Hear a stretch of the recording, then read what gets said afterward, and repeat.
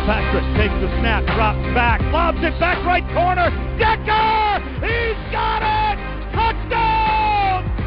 Eric Decker scores! And the Jets have won it in overtime!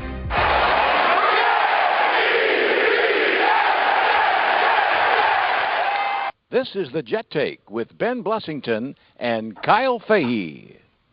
Welcome back to another episode of the Jet Take. I'm your host, Ben Blessington. Alongside with me, as always, Mr. Money, Kyle Fahey. Kyle, how you doing, man? I'm doing good. We didn't take an L. We didn't catch a dub. The tank steamrolls on through the week. Yeah, the quote-unquote tank is the Jets are one spot away from the fourth pick in the draft and one win away from the sixth seed in the wild card. My crazy year, worst fear. Crazy year, right in the middle. So, without further ado, we'll begin. But let's first plug some things. As always, you can follow us on Twitter at the Jet Take. You can listen to our podcast on iTunes, Google Play, YouTube, iHeartRadio. We're all over the place. So you just look up the Jet Take anywhere you listen to podcasts. You can find us. Our social media, as I mentioned, Twitter, best place to follow us. Over 1,000 followers. We love interacting with fans. So make sure you follow us there. We also have an Instagram, Facebook. I don't know how much we use it, but you can follow us there. We really just focus on the Twitter, and then even just like iTunes. But we have them. We're gonna try to branch out. We use it. I nobody uses Facebook anymore. I don't know why we made a Facebook, but we have one. So I think all our episodes get pushed out through there. So. Shout out to the two people that listen through Facebook that we just offended. Yeah. Our grandpa. That's a good point. Probably shouldn't offend all the. I guess it's just people got into Facebook right when I was 9 or 10. So I don't know. It's not my thing. But we do have one. You can follow us there. But Twitter's the best place to follow us. And then as always, you can find us on turnonthejets.com. That is the best place to listen to our. There we go. I was like, wait a second. We don't have the callers on mute, do we? Yeah. No. Anyways, you can find us on Turn of the Jets. Great guys over there. Joe Caparoso, the man who just joined the podcast. We'll bring him on and then a few minutes play like a Jet podcast. Nope. That was Scott. I know. That's what I'm saying. Okay. Like a Jet podcast, draft season, Turn of the Jets podcast. A lot of great content there, as well as amazing articles every day. So a lot of content over there. Turnonthejets.com. You can also find our podcast. All right, Kyle, let's jump into it. New York Jets. And Scott's going to be like, why are they starting the show at 5:30 or Scott, 8:30? we rambled about Helen Keller for a solid 20 minutes, if we're going to be honest. So we're a little behind. But let's talk some Jets. Yeah, give us 5 minutes here, 10 minutes. Yeah. All right, Kyle, Jets in at 4-6. This was your worst nightmare. I will say. Yes. And credit to New York Jets fans only. You can follow them on Twitter as well. Last time, the Jets were in this situation. 2009, Kyle. Jets are sitting at 4-6. Home game against the Carolina Panthers. The Jets going to win and then go on a playoff run. So, I don't know, Kyle. Can McCowntown replicate the Sanchez? I don't know. Did Sanchez get a T-shirt? I don't think he did. So I think it was the pre-T-shirt era, but okay. Yeah, so McCown did. That's a huge advantage in McCown's favor, by the way. You can go get those, I don't know where now. They're probably in the trash can somewhere. But, no, I don't think McCowntown will be the sheriff much longer. He shouldn't be the sheriff currently. And, no, we will not make the playoffs. We're getting close. I mean, I was pretty much under the impression, okay, I think McCown will start a few weeks. And even if he wins, but we're sitting here, what is it, week 12? He's still here, man. And honestly, he hasn't given me a solid reason to say, okay, sit him down. I'm trying to think. He hasn't been bad. What is it? We're going into week 12, right? Because 4-6, 7-10, and then we had a bye. Sure. Okay, we're going into week 12, and he's still the starter. Yeah, and I was under the impression, okay, even if he wins games, he still will get hurt, right? He's 39 years old, and he's gotten hurt but he's still chugging along. There he is. What the hell, man? And we're getting pretty close, because this last game against Tampa, he looked dazed and confused the entire game. I think he might have had a concussion, but he wasn't going to go out. So I don't think it's crazy to say. I literally don't think we'll see Hackenberg this season. We might not even see Petty. No, good. Kyle's talking about that. But then it's so what do you even do? I guess you just cut him. based off 0 regular season games as a second round pick is got to be like I guess Jalen Collins just got cut, but I mean he at least played like he did something was good and still went unclaimed. We'll talk about Jalen in a bit, but like oh my gosh, I mean I could see a scenario where I guess if the Jets drop the next 2 and then Petty goes in, so then what do you have? You have 4 games left. And then Petty plays 2 and sucks or gets hurt, then he comes in. But that's a lot of things have to happen. So you're saying the unthawing has begun? No. I said I don't think Bulls will make a quarterback change until the Jets lose 8 games. Once the Jets lose 8... No Bulls. He might have been neutered. But, like, I think it's like... The doc got him. McCown will be the starter, or even if he gets hurt, Petty, until the Jets lose 8 games. Once the Jets lose 8, then I'll make the quarterback switch. But, I mean, that could be week 16. Like, I mean, with the Jets schedule, I'll pull it up here. I don't think it will be because the Jets have a hard schedule remaining as they pull it up. Off the top of my head, I know we play Carolina this weekend, and then I believe we have the Chiefs the next weekend. Ooh, speaking of that, it's a good reminder. Yeah. I guess I can announce it now, even though we haven't. Kyle and officially. Yeah. Oh. Yeah. I mean, are we playing? Are we spoiling the Christmas gifts already? I guess I'll announce it now. So, anyways, first let's the Jets have the Panthers, the Chiefs, the Broncos, Saints, Chargers, and Patriots. So they're probably 2 games that the Jets could win, toss up Chargers and Broncos. Yes. But you have to remember the Jets are on the road against the Broncos too. They're Mile High. But then it's like the Paxton Lynch equation. If you carry the Paxton Lynch over to the right side of the equation, it cancels out the home field advantage. I would love a Paxton Lynch Christian Hackenberg bowl. Oh my God! I would need new pants if that happened. I mean, that's just my dream right now. All right. Enough of that. But I just I don't. I mean, I could totally see the Jets. The best Jets thing would be is they just win. They beat the Panthers. They beat the Chiefs, and then they lose to the Broncos or something like that. But I mean, Panthers is going to be a tough game. What are they? 7-3. They're better than us. We'll put it like I think that. they have a great record. Chiefs were on fire at the beginning of the season. They've cooled off a bit towards the last few weeks, but they're still very talented team. Check down. They are on the road though. They are on the I can already imagine Mahomes starting this game. But they are on the road. Don't even let that happen, folks. The Broncos, as we mentioned, could be a win. The Saints, I was saying, I'm not that scared of the Saints, but then the Jets are on the road. The Jets are on the road, and I was saying this before the season, and the Saints have had a terrific season. So that'll be a tough game. Chargers, they can win, and then Patriots, of course. But I guess you could say this. So reasonably, I guess we're just kind of hopping into the whole playoff thing. I mean, it's a pipe dream, but the Jets are, and I guess I'll pull up the AFC standings. The Jets are tied with 5 other teams at 4 and 6. Yeah. So there's mediocrity. Okay. There's your 4 division leaders, and they'll probably win. Then there's the 5 and the 6 seed, and I believe it's Buffalo and the Ravens. Oh, no, it's going to be the Titans and Buffalo, I believe. Nathan Peterman-less Buffalo this time, so, legitimate. I'm trying to see it. It's either Buffalo, because Buffalo and the Ravens are both 5-5, so I don't know. But we have to discuss that Buffalo decision towards the end of the episode, by the way, when we do 15 minutes around the NFL. We will. But we got... All right, so Titans have a pretty solid lead on the 5th, and then there's 2 teams like Buffalo and the Ravens at 5-5, and then there's the Dolphins, Jets, Chargers, Raiders, Bengals, and Texans all at 4 and 6, and then there's we've lost to 3 of those teams. You could throw in the Colts and Broncos at 3 and 7, so it's the Jets theoretically. I mean, if you win 5 out of these 6 games, I think you could probably go to the playoffs. But I mean, then you look at the schedule, so okay. That means you have to beat – so you can only lose to one of these teams. It's I would predict the hardest game will be the Saints game because I think the Patriots will rest their starters. I think Jets and Chiefs are at home. I don't know how those will turn out. But as far as the hardest game on the road against one of the hottest teams in football, at least right now, Saints will be the hardest. But then that means you have to beat the Panthers, Chiefs, Broncos, Chargers, and Patriots. And then you'll probably get to the playoffs. And not even a guarantee. It's tough. As far as how realistic it is, probably not very.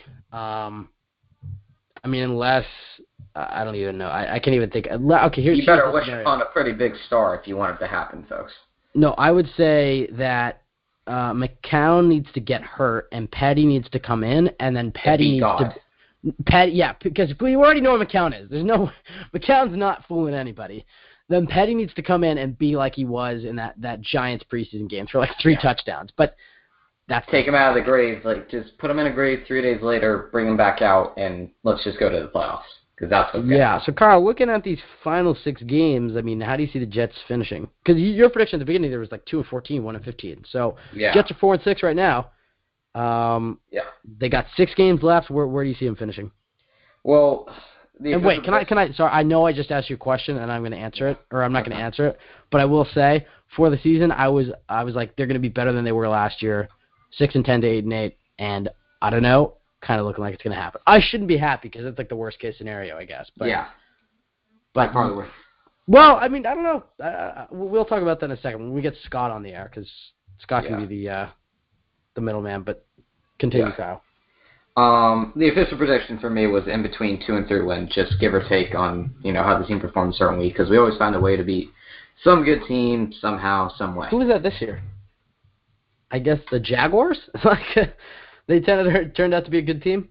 No, I think mine was. I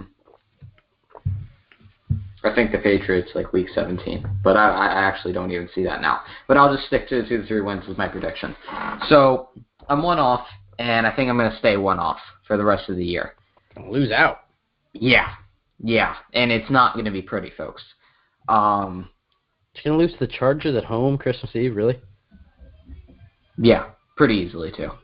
Our offensive line will not be able to handle Joey Bosa and Melvin Ingram, who have been on a tear this year as a tandem.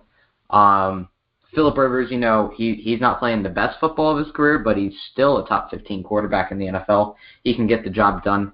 They don't have a terrible offense, and as I said, that pass rush will eat us alive for the most part. And I don't trust Josh McCown to make solid decisions when basically the whole year he's been standing in the pocket, hoping it's clean, and if it wasn't clean, just sitting there, like, all right, guys, you can come hit me now because I don't know what to do, and just take a sack. So I don't think we win that Chargers game. Denver game, they're just a better team than us. They're 3-7 though, Kyle. But they're a better team than us. Like I think the Giants could beat us, honestly. Like I know our record says otherwise, and records are very deceiving in the NFL. I think the Giants are a better team with us. Obviously. They have a lot of injuries, and it's not the true team they are. I disagree. But I think if Eli Manning, you gave him some time, because Eric Flowers has been performing fairly well the past couple weeks, hence, their winning streak, I guess, if you want to call it that. Well, I guess they did just beat the Chiefs, so. Yeah. And I don't think the Chiefs are that good, for the record. Not a big Alex Smith guy. So if you beat, all right, so imagine this scenario, Kyle. Pipe dream. But let's say either McCown plays very well or Petty, or probably McCown. Yeah. But so let's say the Jets sneak out of Carolina, or I guess they're in New York. But against Carolina, they get a W. Yeah. Okay. So that puts them at 5-6. Yeah. And then the Jets, they're getting hyped up. I mean, let's say a few AFC teams lose. They're now sitting, let's say, the 7th spot or whatever, or 8th spot. They're starting, we have a chance. They beat the Chiefs at home. Chiefs just come out and slow again, just like they were last week. Yeah. Low-scoring battle. All right, now you're sitting at 6-6 going into Denver, and you beat them. All right, now you're at 7-6. And I just gave the Jets 3 wins that they probably won't get. Looking at the final 3 games, Saints, Chargers, and Patriots, in that scenario, could you see the Jets getting to 9 wins? That means they have to be playing at a top. Because you have to be. I mean, for sure you have to beat the Chargers. That's like the one. And then you either have to beat the Saints or you have to beat the Patriots on the road. And which one? Patriots might be the better shot because they might be resting their starters, but Bill Belichick might want to just rub it in and knock the Jets out. Yeah. But in that scenario, I mean, if the Jets win the next 3, which is a pipe dream, like I don't think the Jets are going to win the next 3. I'm just saying they're still in it technically. And I guess, we'll bring on Scott in a second because there's no point in just not. But I guess what I said at the beginning of the season was, and this is the last thing I'll ask you, and then we'll go, was like, are you happy with how the team has played this year? And I know you got to be happy with something, Kyle. Like Marcus May is looking. I'm as long as he doesn't get hurt, he should be a very good second-round draft pick for once. Yes. Jamal Adams looks like a great strong safety. Yep. And it's like so the young guys are playing well. Believe it or not, I've actually had fun watching the Jets this year because I have guys on this team that I can root for. Now, I am still quarterback over everything. That will always be my mindset. So watching Josh McCown sit and throw to Robbie Anderson and Jermaine Kearse, that kind of hurts me. That hurts me a lot, because I don't really look at the game as a fan. I look at it as a GM. And we've so you would be happier if the Jets went 1-15? But you have to keep in mind, because this is the one thing everybody forgets, is like the Jets can't play well and finish 1-15. Like you cannot be a good team and finish. I don't think that's. I think that is true. I think you can have good pieces, because I think I think the Browns have good pieces, but like think about it. Like I said at the beginning of the season, and it got a lot of criticism, but I'll say this, like I'm almost like I'm going to cheer for the Jets, like and I said it like it doesn't matter who you cheer for, but it's like I cheer for the Jets, and it's like I want the young guys to play well. I want the situation. I mean, not everything that we've had happen to us, particularly losing Ryan Fitzpatrick and blowing a 14-point lead to Matt Moore in the fourth. But, like, I wanted this scenario where the Jets are playing tough. They're playing well against teams that are better than them. I mean, the Jets haven't had a loss by a lot of points except that Raiders game. Yep. I mean, even the Bills game kind of, I guess they beat them the second time around. But the Raiders game, and since week 2, the Jets have been close in every game they've had. You could argue the Buccaneers game was not as close as the score looks. But even the stupid, like, if Robbie Anderson got his foot down with 2.5 minutes to go, the Jets, now theoretically would have won. But, the Bucs would have changed their game plan or whatever. But yeah. I'm just saying, like, the Jets had a touchdown that didn't count, and then they scored a touchdown with 26 seconds left. But, you could maybe count that as the worst. That's probably the worst game they've played since week 2. But, like, I wanted that. The Jets are going to play close. The young guys are playing well. Now, I will say this. In my scenario, Josh McCown was not the starter. But I'll say this. Young guys playing well. We've had guys like Elijah McGuire taking many steps, and I'm hoping next year he can be that third down running back. The safety duo is playing well. There's young guys popping up. I don't know. Like, I'm just kind of happy. Like, let's have these young guys play well. And then at the end of the season, let's say the Jets finish 7-9. They'll pick 15th or 14th or whatever, kind of bad. You can either trade up and we'll talk about that and after we get Scott on, but it's like, what would that price be? As opposed, I guess that's the argument for tanking, is because, like, if the Jets tank the rest of the season, lose every game, they'll probably finish with the 4th pick in the draft. You're not going to get probably Rosen by then, who I think is head and shoulders the best quarterback in this class. So I guess it makes the trade up cheaper if you lose that many games. But Kyle, if the Jets are picking 14th, what is that going to cost? To move up, let's say 14 spots, it's like, so you give up your first. You're going to give up probably both seconds, both seconds. So that's 3 picks. Next year's first, and then probably some sort of player. Yeah, but no, nobody's going to want Muhammad Wilkerson. So maybe you give I'm trying to think. Well, I'll give you Christian Hackenberg. Jermaine Kearse. I don't know. I'll give you Muhammad Wilkerson, Christian Hackenberg, and Matt Forte, and a 2nd-round pick for, like, 8 years from now, a 3rd-round pick. Okay, so it's the Browns. What do the Browns want? They'd want everything. They have solid, I guess, okay wide receivers. With Josh Gordon back, whenever he plays, I think he'll be a Pro Bowler, because I think he's a phenomenal wide receiver. I don't know. I'm just saying it's going to be a price. But I'd rather be in that situation where it's like you've had young guys excel, and then it's like then you can sign some guys in free agency. And I'm kind of I'm on board the Kirk Cousins train. Like, if you can sign him, you sign him. He has played with literally stick figures this year, and he's still playing at a Pro Bowl level. Oh, I would give Kirk Cousins probably, what would you give him, $30 million a year? If he asked $30 million a year, would you give it to him? My max would be 27.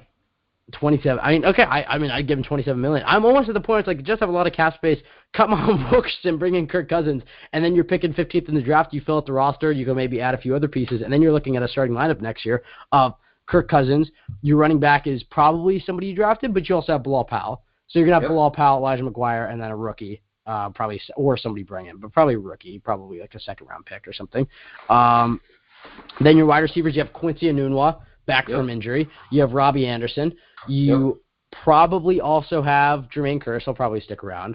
Because who else is the 3rd receiver then? Like Ardarius Stewart, but like he's not.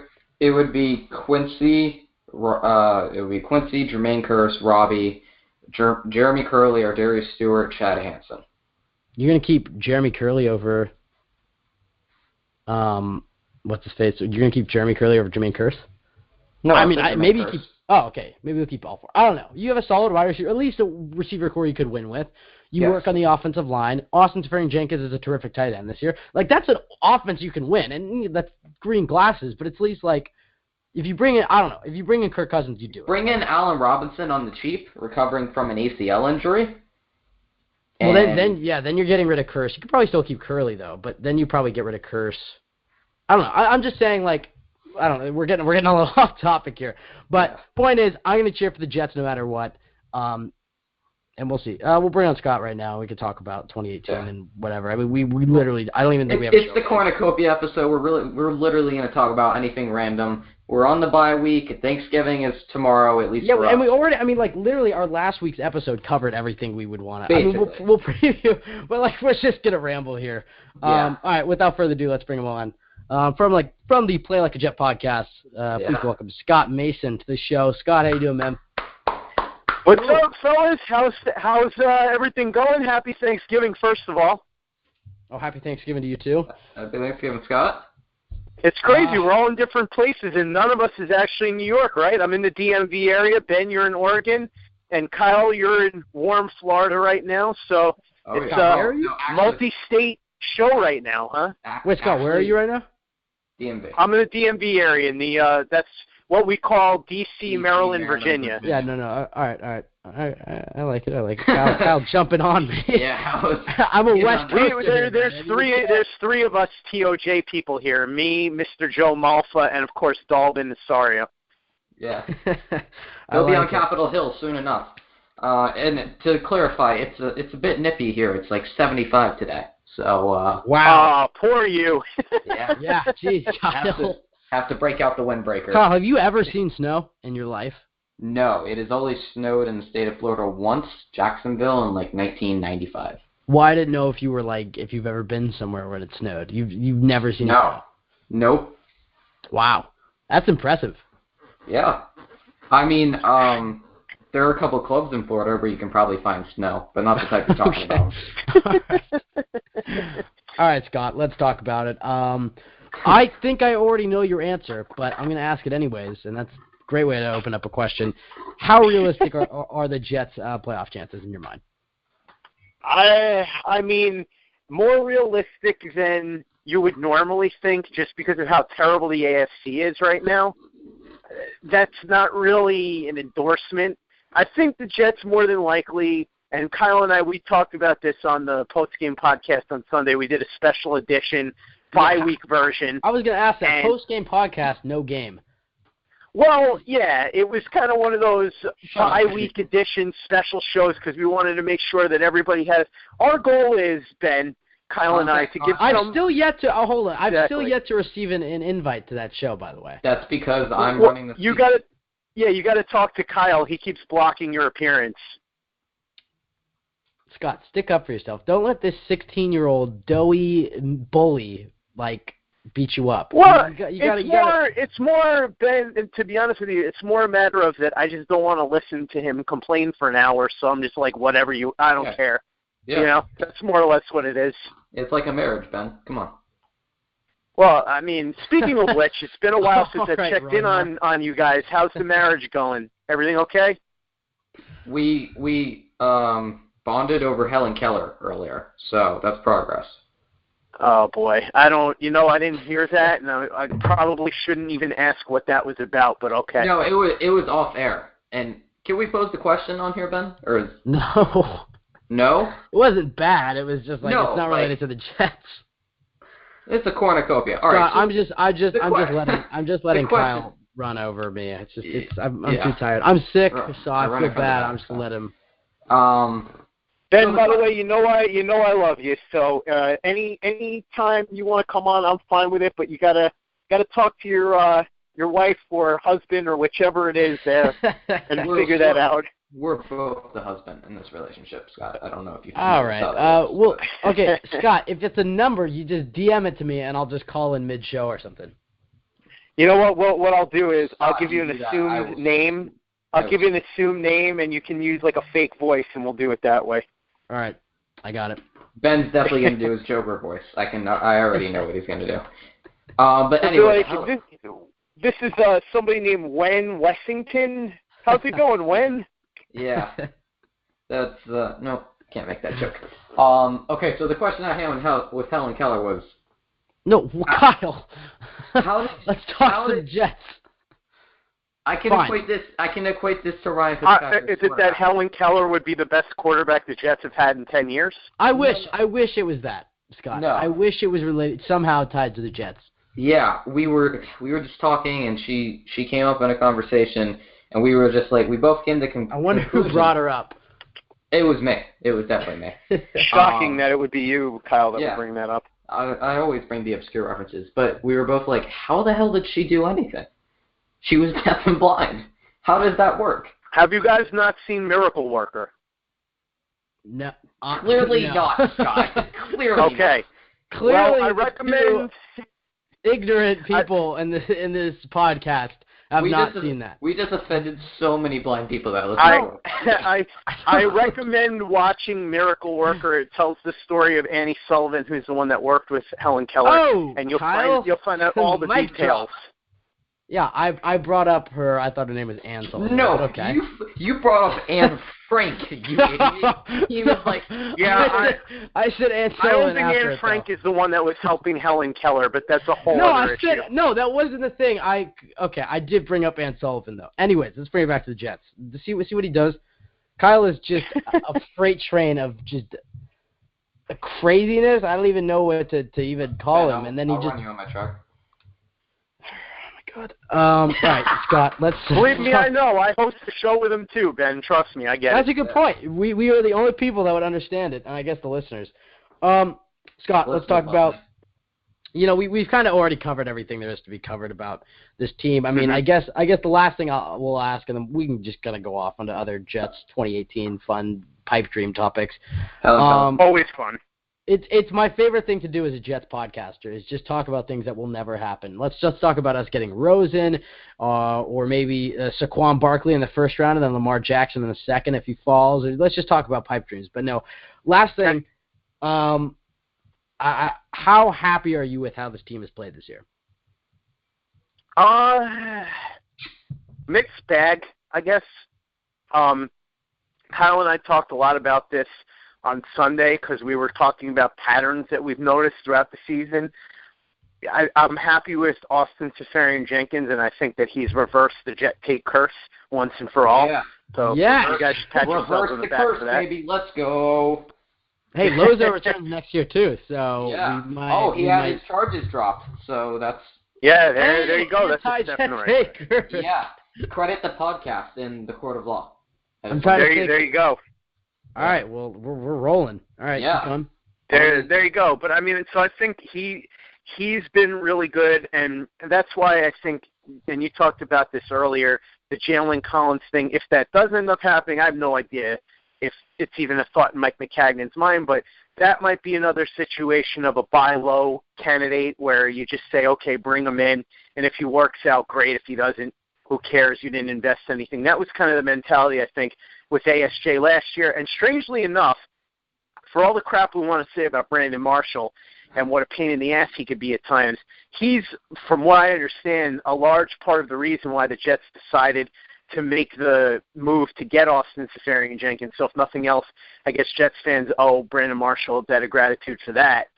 As far as the others, like how so? Yeah, see, Brandon Marshall does have one positive thing that he did when he was here. And the 2015 season. the 20. I'm actually a big fan of B. Marsh, so. Yeah, I like B. Marsh too. He followed me on the Jet Take and Ben Blessington, so maybe he's a fan. Maybe he's listening, Scott. Brandon Marshall? Yeah. For like a day. Oh, very nice. He followed every Jets fan that tweeted at him, so it's not special. But okay, continue. I've heard that too. Dalbin said he followed. I think he follows Dalbin and Jeff Lloyd.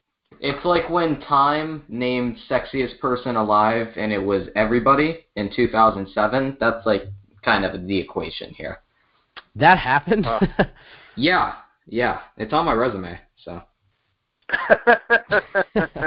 Time sexiest person of the year in 2007, Kyle Fahey. Tell me wrong. Very nice. 6-year-old Kyle Fahey. But yeah, no, I mean, there's other aspects. Going into the year, I spoke about how in 1988 the Jets completely remade their secondary, namely by picking 4 defensive backs in the first 10 rounds of the draft. One of them ended up getting hurt, Terry Williams, and he was out for the year. But 2 of those guys turned out to be 2 of the better defensive backs that they've had in, pretty much their entire history. One of them, Eric McMillan, who is a former guest of my show, Play Like a Jet. The other, James Hasty. And they became staples of that defense for quite a few years. And I had said that if May and Adams could come in and make an impact year one, that maybe they could be sort of like the Hasty and McMillan combo. Granted, Hasty was a corner, and these 2 guys are both safeties, but I think they've both played pretty well. There's been some downs, obviously, against Gronkowski, but as Kyle has pointed out many times, look, there's not really any shame in being a rookie and getting beat up a little bit by the best tight end of all time. But they've both played very, very well. I think you could make a strong case that May has actually been better than Adams. Yeah. And they look like they could be staples of that defense for a long time. Darren Lee has really, listen, I got to be honest, going into the season, I didn't know what we were going to get out of him, and he started out really slow, but he's been way better than we would have expected, and he looks like he's actually going to be a keeper. DeMario Davis, when they got him, it was kind of one of those, well, I guess they could have cut Calvin Pryor, but here's a guy that at least gives you some depth. But he's actually played fairly well, and he's got he's having a Pro Bowl season. He's having a Pro Bowl season. I don't mean to say anything. I hate to admit this, but I submitted my Pro Bowl ballot the other day. He was on it. He's having a great year. And I don't mean to say anything, Kyle, and Kyle does this too, so now I have to do it. But I was all aboard the DeMario Davis hype train for that trade. I don't mean to say anything. People were very against it because they're like, whoa, we cut this great Jets legend, David Harris, and then brought in DeMario Davis. And it was like, statistically, DeMario Davis had a better year in 2016. He's younger and is faster, and I was all aboard it. Now he's having a great year. And, you can't measure what he does in the locker room, too. DeMario Davis is a vocal leader in the locker room. Yep. He's been in New York before. He knows some of the guys on the team. I'm very happy, and the Jets should bring him back next year. So Not only that, but he's, I would imagine, a very popular guy in the locker room for the simple reason that his wife is apparently a world-class cook. And when you're talking about dudes in that locker room that are, 220, 240, 260, and when you're talking about the offensive lineman over 300 pounds, that's certainly a thing that'll make you a popular guy in a locker room. But yeah, he's to marry. Sure does. I saw a profile on her once, and I was like, wow, she's good looking and she can cook. It reminds me of that story Larry Allen was telling when he got inducted into the Hall of Fame, that on his first date with his now wife, she made him 3 steaks and a plate of sweet potato, all this stuff. And it was like, wow, okay, the way to the man's heart with this guy clearly was food. And so I was like, well, I guess DeMario Davis's wife knew all about that as well. But yeah, he knew how to marry, and he apparently has really improved his game defensively. On the offensive side of the ball, look, to be honest, we talked about Jenkins. The only other guy I see there that I think is any kind of long-term piece is obviously Robbie Anderson. He can only run basic routes right now, and that's a big part of why he went undrafted because look, with his speed and his size, he's not huge, but his height, the 2 things that really killed him were his inability, well, he had inconsistent hands too, but his inability to really run routes and the fact that he was very skinny. Otherwise, just from his height and his speed, you would think he'd be drafted, but he's really come into his own. I don't know that he's ever going to become an accomplished route runner, but even if he can only do 1 or 2 routes, just his speed and his height combination is good. Man, a lot of people have been talking about this already, but with Darrelle Revis going to Kansas City, if he ends up covering Robbie Anderson, it could be something fun to watch, kind of a little bit of revenge on Revis for stealing $40 million from the Jets organization, I suppose. Please. But I think I really would love for Darrelle to give up 5 touchdowns and the Chiefs just cut him the next day. And Darrelle is just doing us a. If you don't have me interrupting here, hand up. Then he can go cry about something, blame somebody else. What was he saying? The Jets gave up on him or something? Yeah, he should just purposely give the Jets a few touchdowns, and they just be like, yeah, no, I spent my entire career there. I'm retiring now. He was just giving us a few touchdowns. He was helping us out. He sent us the defensive playbook. I already have the tweets in the draft that 2017 Darrelle has helped the Jets more than 2016 Darrelle, but we're ready for this. Well, yeah. I mean, listen, so that's really where I'm at with those guys. I think overall, record aside, they've played sort of the way that we expected. We thought that they might hang tight in a lot of these games, but just not be good enough to really win most of them. They're 4-6. They have a very tough schedule coming up ahead. Mostly all good teams except for the Chargers and the Broncos, but the Chargers do have that nasty pass rush that I think is going to get to McCown early and often, and obviously Phillip Rivers, for whatever anybody wants to say about him. He's a guy that's been a top 10 quarterback in the NFL for over a decade, and that's something you have to respect. And as far as the Broncos, again, another team with a fierce pass rush, and the Jets will be on the road where they've played horribly all year. The only game where they won on the road was against the Browns, and they didn't look good in that game. They barely pulled it out. So this is really kind of what we expected. I think McCown is McCown, and people can talk about his completion percentage and all that. A lot of that has to do with the fact that in a lot of cases he just takes sacks, so he doesn't throw incomplete passes in some of those cases. But really, this is kind of what we thought we would see. I think that they'll probably win 1 or 2 more games. Maybe they catch Carolina napping this Sunday. Maybe they beat the Broncos. Or maybe they get the Patriots at the end of the year when the Patriots don't have anything to play for. Who knows? They may have something to play for, home field advantage or something. I don't know. But I think you're looking at somewhere between 4-12 and 6-10 most likely, which was always the realistic prediction. Joe Caparosa's talked about this a lot. But I know I had said 4-12 before the season. I think Joe said 5-11. I think Dahlman said 6-10 or 7-9. Everybody was quick to do the 1-15. And I know after the first game, Ben, I guess co-hosted with you, and we ranted, and I was like, oh, this team might even be worse. They could go 1-16. That was just kind of the frustration. But I think the realistic prediction was always the 4-12, 5-11-ish type thing, and I think that's probably what we end up seeing. So my expectations have pretty much been met. The things that I wanted to see, I've largely seen. The only thing that I would say, I mean, aside from the fact that Christian Hackenberg clearly is a sunk cost, but we kind of had a feeling that was going to be the case. The only thing that I would say that's been a little bit of a disappointment is that I would like to see more of Chad Hansen or Darius Stewart.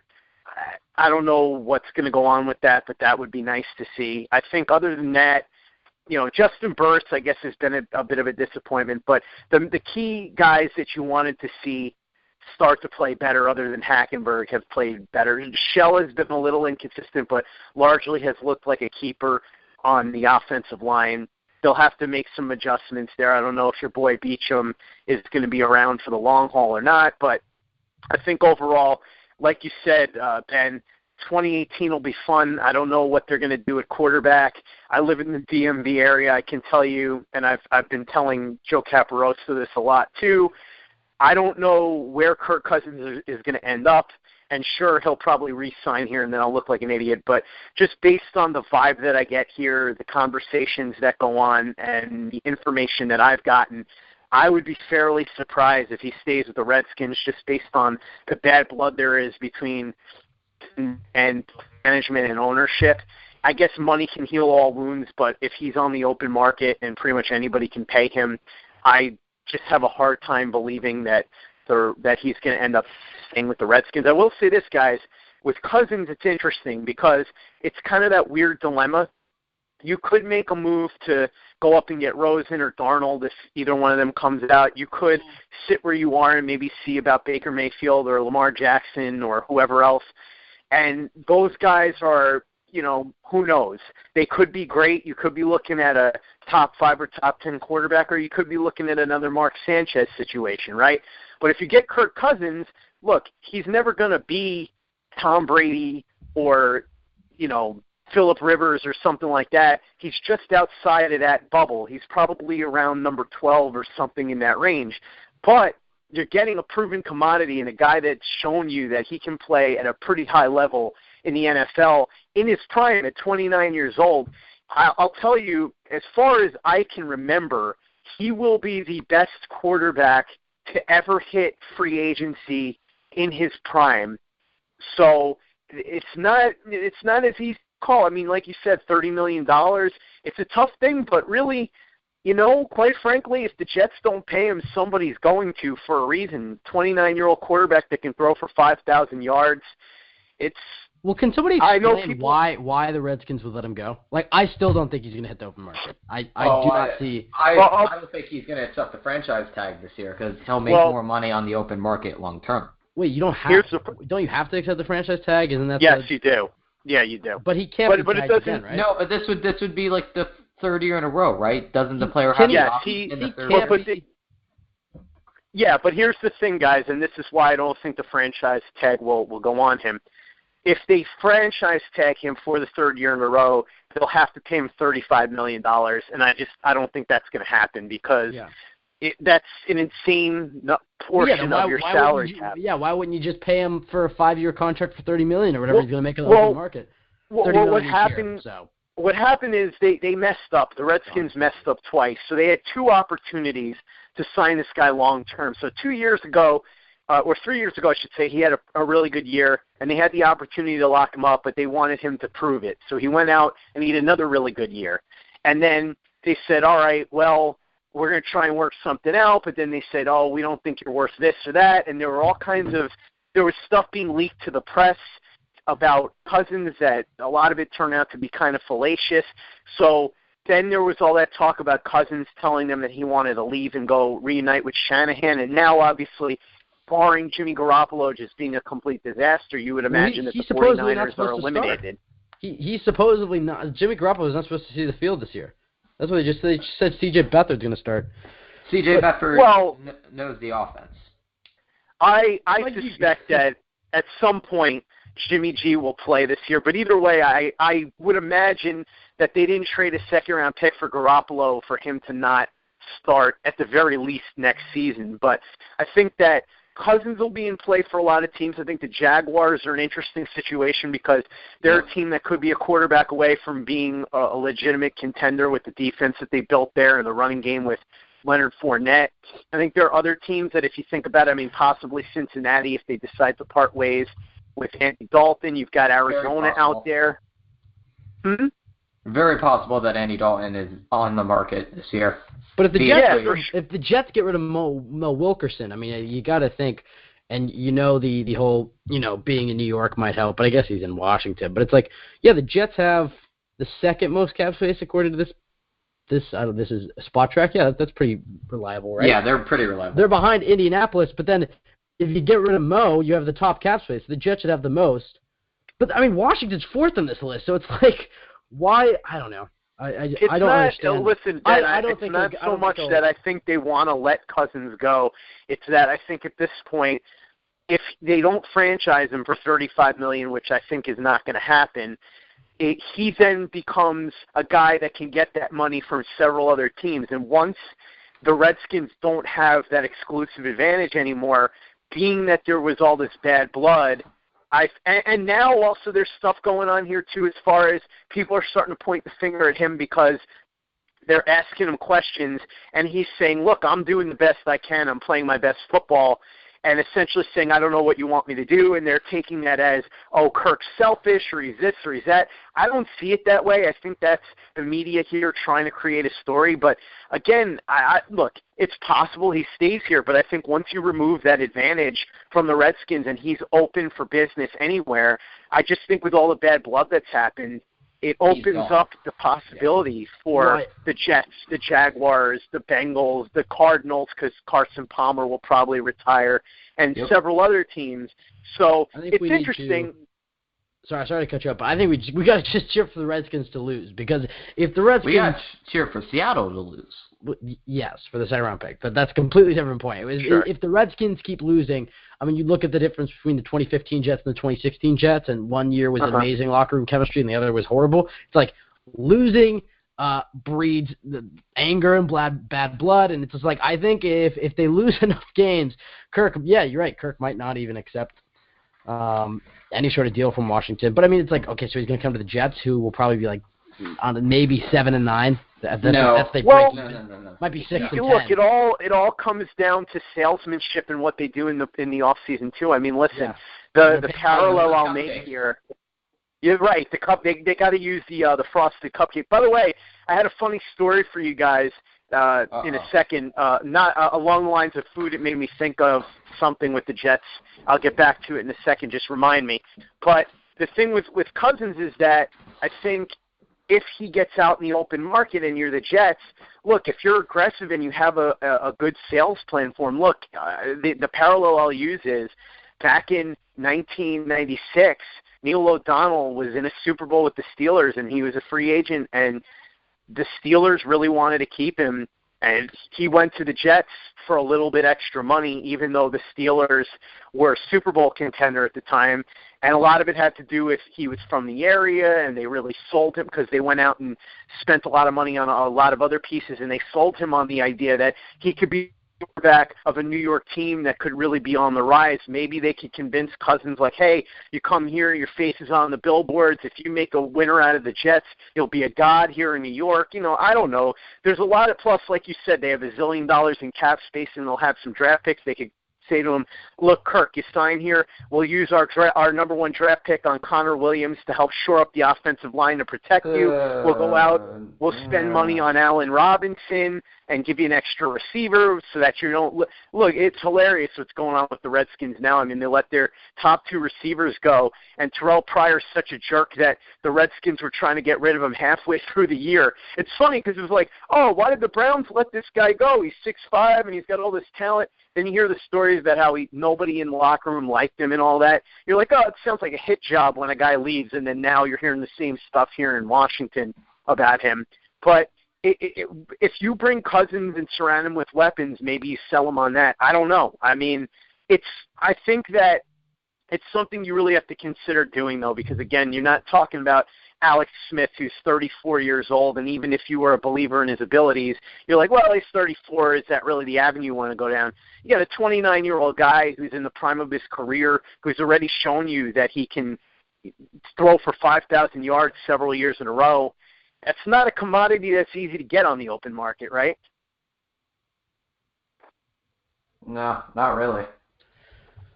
Well, okay. Well, let's ignore Cousins for a second because I personally don't think that he'll become available. If I'm being honest, I do not see how the Redskins could. I mean, as you said, I mean he's probably going to be the best. I mean, the Neil O'Donnell comparison scares me, but I mean a guy who's I don't think the difference is Cousins is a significantly better quarterback. Yeah, no, I'm just saying as far as the free agent quarterback thing goes. But if we take him off the market, because I don't think he's going to be available. But I'll say this: I would probably take Kirk over.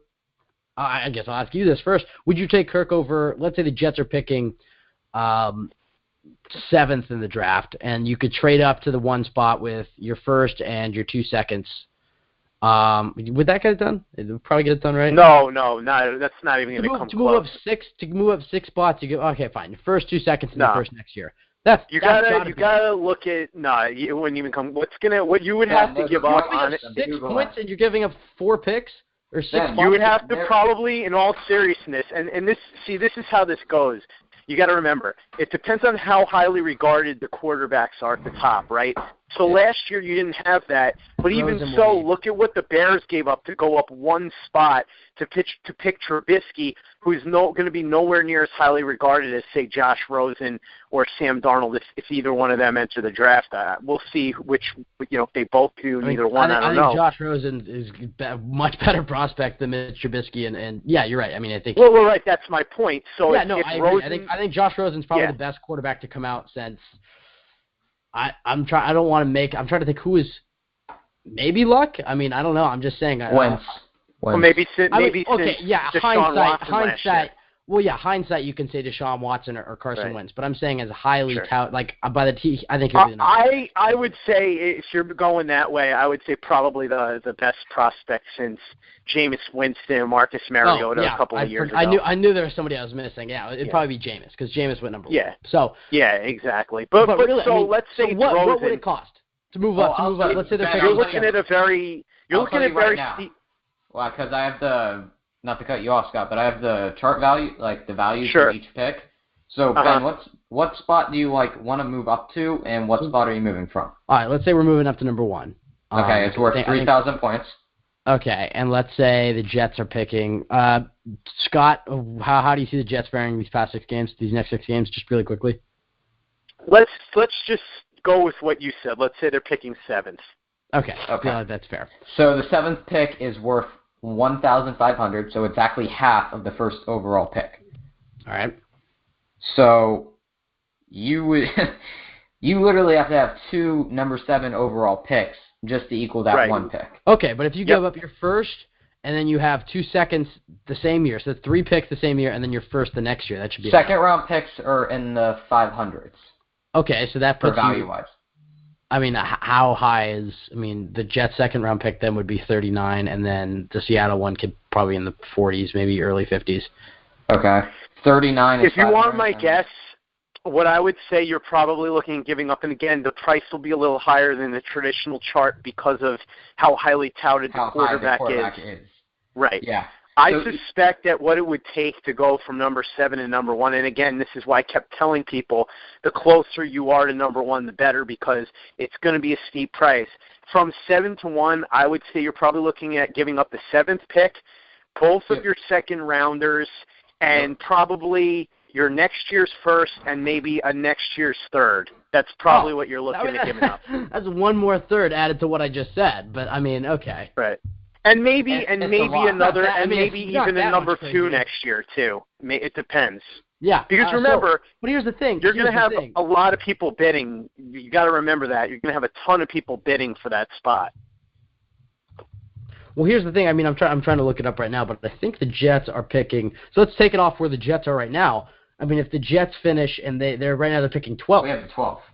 So I mean, 12th, or even if they win a few games, it's like, and you're picking 15th. I mean, how steep is that price? Oh God, anyways, forget it.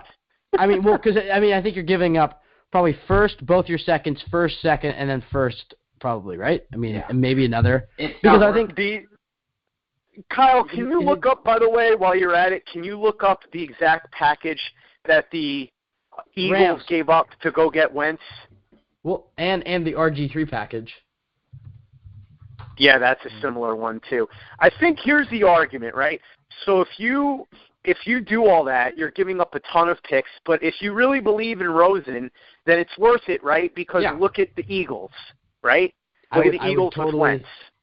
Yes, they gave up. So for the RG3 one, Kyle, you'll go after me, but for the RG3 one, they gave up a 2012 first, a 2012 second, a 2013 first, a 2014 first. So, I mean, that was, what was that, 3 firsts and a second? That's a lot. Right? That's a lot. I mean, that's a lot, but, I mean, think about it. The Jets also have 2 seconds. So, I mean, that at least helps. Yeah, but I mean, a second-round pick is not nothing to scoff at. I mean, guys, the Jets got Christian Hackenberg in the second round. I mean, geez.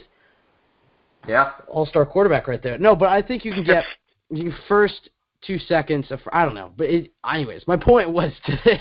The reason I started this is like, I'll take Kirk Cousins and I'll take paying $35 million over that headache. And I will. That's what. Yeah. I love Josh Rosen. So like I think the Jets they have to do either this or they have to give up the money to Kirk Cousins. If you're looking at the other options, and Scott, you can give your takes on some of these guys. 2 of the 3 Minnesota quarterbacks are going to be available, probably. Sure. So you're looking at either Case Keenum, but he's playing really well right now, so probably not him. Teddy Bridgewater and Sam Bradford. Ben, come on. Case Keenum is the odd man out there. Really? I mean, he's playing pretty well. Then maybe bring in Case Keenum. I don't know. I'm trying to think, who are they going to keep? Are they going to keep Bridgewater? Because we haven't seen Bridgewater since 2015. They have, though. I wouldn't be surprised if the Vikings end up keeping Bridgewater and Keenum, just based on the fact that Keenum has played well, but Bridgewater's still the guy they like, but Bridgewater's kind of recovering from that injury, so he's not a sure thing, and they may pitch it to them as, hey, you guys go head-to-head. I think Bradford, you know what, though? I shouldn't even say that I don't think Bradford will get paid, because somehow he always does. I don't. Good. Like, really good. Bradford? Yeah. I consider Sam Bradford a top 10 quarterback when healthy. He's had like one season where he was a top 10 quarterback when healthy, but he's been very inconsistent. In fact, that's the big thing. That's the big asterisk. Right. He's never healthy. Yeah, when he's healthy. He's never healthy, and even when he is, up until last year, he was more of a top 20 quarterback than anything else. Last year he was really good.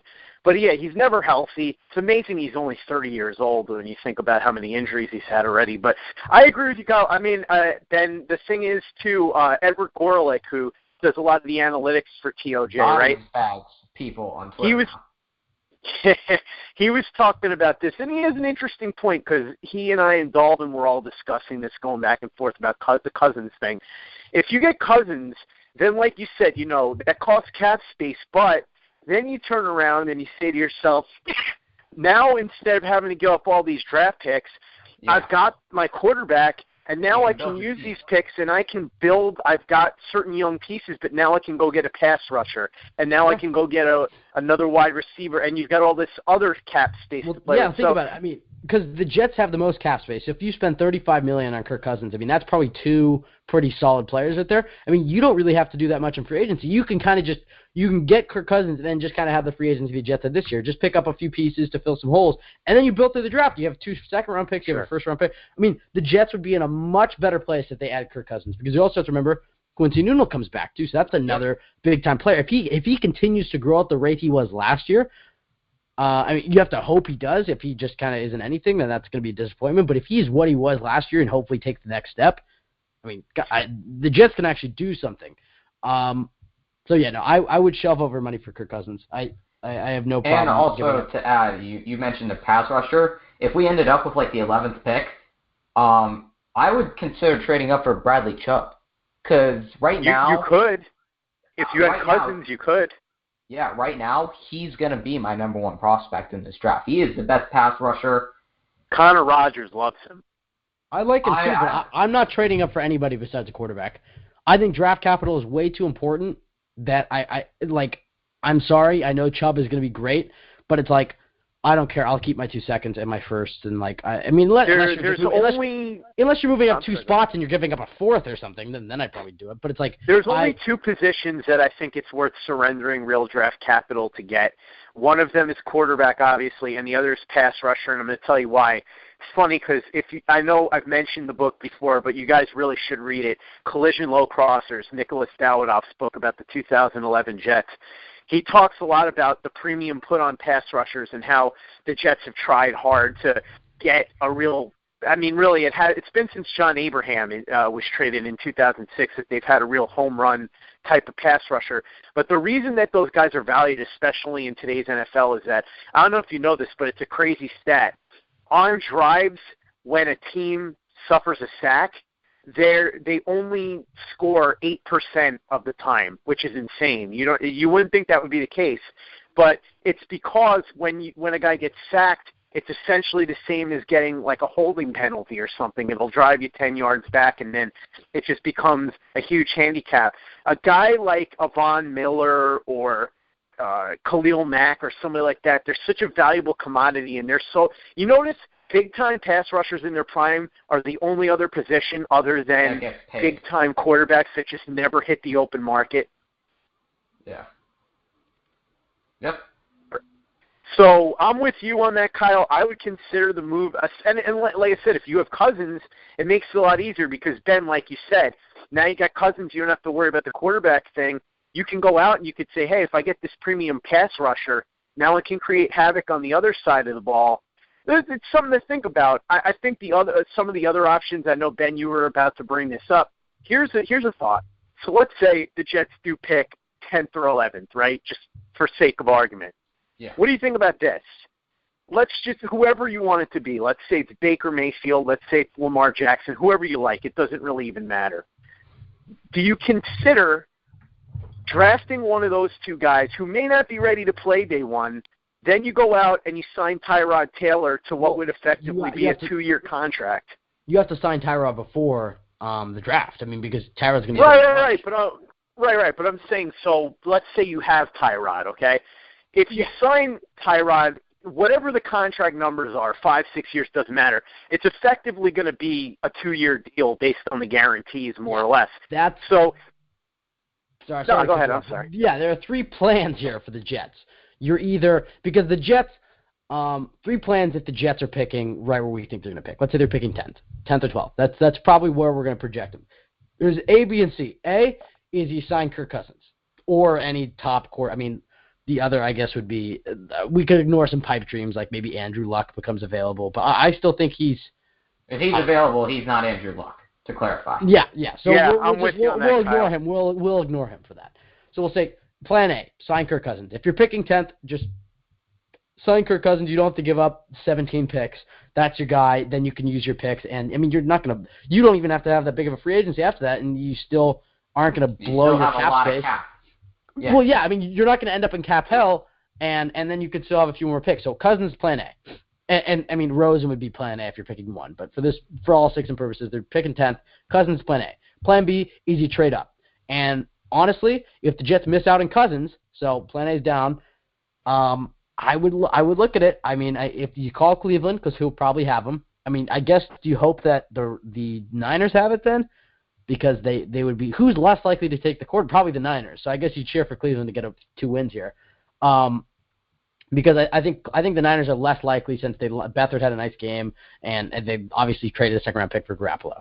But so that's plan 2. Is you trade up, you're going to give up whatever we just said first. If you're picking 10th, I mean that's first, 2 seconds this year, 2nd, and probably 2nd the 3rd year. So I mean that's You're basically giving up the equivalent of 2 drafts. At least the two fronts of the draft for sure. Yeah, you're giving up your first 2 rounds for the next 3 years basically, and another 2nd. That's gonna be pricey. That's the why can I Ricky? Is that the Ricky Williams deal? That's just when Mike Ditka gave all 7 rounds or whatever it was. Oh God, I love Ricky Williams, but that was one of the stupidest trades in NFL history. Yeah, I mean he took some balls. So that's plan B. And then plan C is exactly what you say, is you sign a guy like Tyrod or, for all, Sam Bradford, or we could go down the line of guys who are probably going to be available. Kyle and I kind of did this last week, but there's going to be quite a few guys that will be available. It's a pretty good year to get a quarterback, I got to be honest. I mean, through the draft, there's probably 3 or 4 guys that you can probably build around, maybe have to sit, and then there's a bunch of guys in free agency. So whoever it is, whoever you sign, but let's say Tyrod is your guy to sign. Or Sam. I'm trying to think, Kyle, who was the other top guy we talked about? I'm drawing a blank here as far as the guy. Well, I mean, Mike depends on Glennon will be available. Yeah, not Alex him. Smith will probably be available. Alex Smith will be available. Dalton may be available, so that's who knows. Who'd you say? Andy Dalton. Yeah, Dalton will be available. There's a bunch of guys. We went through them all. We basically went through every team. A.J. McCarron will be a free agent.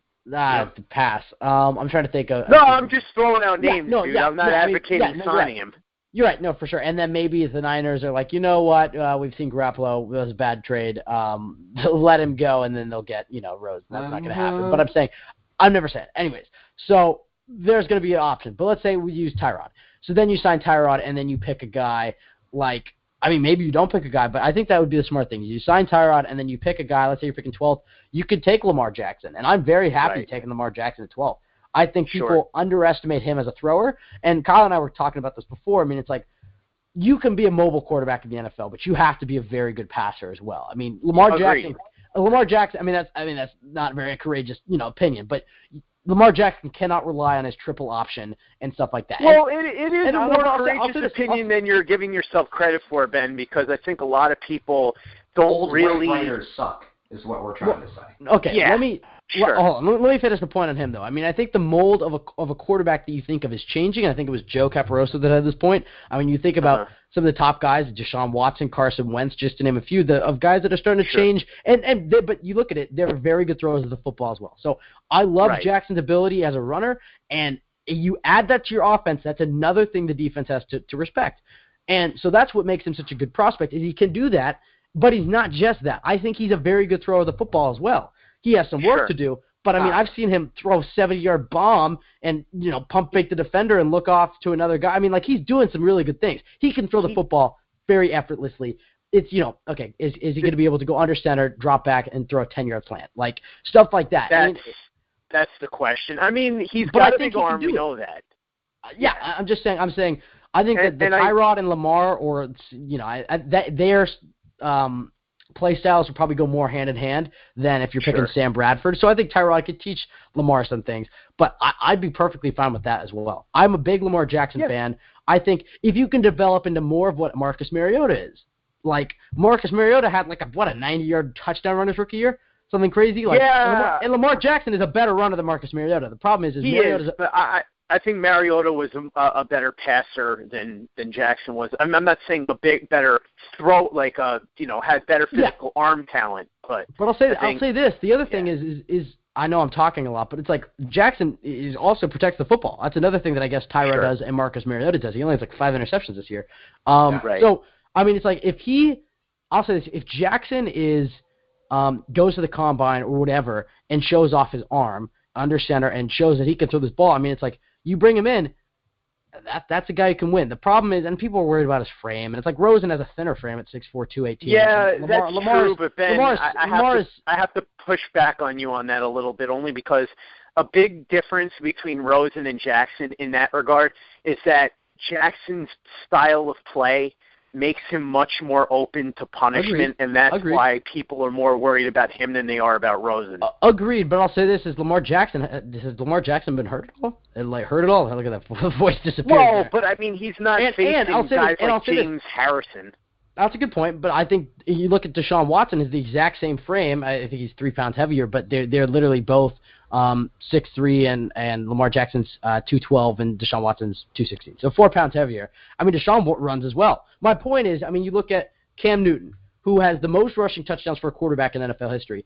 He's also a tremendous passer. So it's like he's also 260 pounds too. Yeah, no. I'm not even going back to the frame argument. I was just going back to the original argument. Yeah, with the frame, it's like that is a risk you're taking, but I think it's like I was going to kind of bring it back with the Cam Newton point. It was like if Lamar Jackson proves that he's a good thrower of the football and he can just add, it's something you can check on your box that you can run and you can be a tremendous runner. But as a quarterback, you need to pass the ball, and I think Lamar can be a great passer. I think if the question is if you just give him average mobility, where does he rank among the quarterbacks? But then it's like I think Louisville probably would have thrown the ball more as you would have seen his arm more. But from the brief stuff we've seen from his arm, it's pretty good. I mean, I don't know. He's got a big arm, no question. But I think there are a lot of different. Everybody will say that it's how come they won't say this about this guy or that guy? But it's a legit question about Baker Mayfield too. I think anytime you have a guy that didn't play in a pro-style offense. Look, I'll be honest, I was a little bit worried about Mariota. He proved me wrong so far. But with Lamar Jackson, I think a lot of it is going to have to do with he's going to have the right guidance, right? He's going to have the right coaching. He's going to have the right mentor. I think Tyrod would be a good one. You're going to have to build the scheme for him. You're going to if the Jets bring him in, you're going to have to change from the Josh McCown scheme. You're going to have some quarterback runs or whatever. Anyways, I think he's a fun prospect. I do agree that, yes, frame coupled with play style is a bit frightening, but it's like, I don't know. He hasn't been injured before. He's the same frame as Deshaun Watson. I know Deshaun throws more, but I just... Yes, Deshaun does throw more, and he was a work in progress too, but he was a more polished passer than Lamar is. I would be fine with Lamar Jackson being picked by the Jets. I like him a lot. I think he's a guy too that he'd probably be the most exciting offensive player the Jets have had since Leon Washington, which is quite a while ago. Just from the sense probably more than Leon Washington, our backup running back. Probably. No, I meant that Leon was a guy that he could score literally anytime he touched the ball. I think that's Robbie Anderson, though. I think Robbie Anderson. Yeah, I'm saying most exciting. I think Lamar Jackson. If Lamar Jackson comes out and does basically, let's say the first game, he's done what he's done his college career, except let's say he's thrown the ball a little bit more, and whatever. But he has a great game. I mean, that's the most exciting player to hit New York. I mean, the excitement around him, I can't even think of a guy that would top him as far as a quarterback who can do it all. The thing is you don't want him to fall into what happened to RG3, which is like RG3 is amazing his rookie year and then tears his ACL or whatever, and then he's just not the same. Right. I mean, we have to make sure. The thing if you draft Lamar is he can't be as reliant on his running as he is. So, no, especially again, and that's where the frame concerns come in, And that's why I like Baker Mayfield more as the prospect. Because I love Baker. I'm not a big Baker fan. Not gonna lie. I love his torn on swagger. him. First of all, I love his swagger. I think everybody does. And for everybody that's comparing him to Johnny Manziel, by the way, they know just nothing. cut it out. Stop it. Why? I mean, it's ridiculous. Why? Because he's a much better quarterback than Johnny Manziel. I agree with that. I'm just to play devil's advocate. I wanna hear the argument. I mean, Kyle, if you want to go first, I'll let you take it, and then I'll jump in. I didn't compare them. You looked at my quarterback comparisons. I said, I think he can do some of the things that, let's say Tyrod Taylor does, which has got a lot of backlash. And it's like, well, I mean, they're both 6 feet. They're both mobile quarterbacks. And, I thought about the Manziel thing. And I'll say this. It's Baker is a better passer. But it's not just because they're both white nutheads that can run around with a football. I mean, no, that's exactly why people. Yes. Do they look very similar and would grab? That is the reason why I think. And would grabbing your crotch while you're up double digits be something that Johnny Manziel would do? Yes. That's something I would do. You don't want to shake my hand at the 50-yard line before the game? Screw you. Yeah. Here's the difference to me. Yeah, and here's the difference to me with Manziel and Baker Mayfield. Yeah, he gets carried emotional. That I think I see him more along the lines of Phillip Rivers that way than I do Manziel, because Manziel. Here's the thing: all the times Phillip Rivers has grabbed his crotch. I'm not a big Baker Mayfield guy. I'm not talking about grabbing his crotch. I just mean that Phillip Rivers is a guy that he's a fiery a lot guy, of people. Yeah, he's fiery. And Tom Brady does the same thing. Tom Brady is directly pointed to the Jets sideline and done his whole fist whack thing. I'll say this. I have a joke. I can't pass up on the Phillip Rivers joke. You said you don't think he's ever grabbed his crotch. I think he's up to 7 so far. Yeah, that's a good point, Kyle. I was about to say that as well. Terrific point, Kyle. Somebody's grabbing his crotch. I'll say this. He's so good. He has somebody do it for him. This is the one thing, and it even goes back to Lamar Jackson. Really, I mean, not really Lamar. This is more about Baker.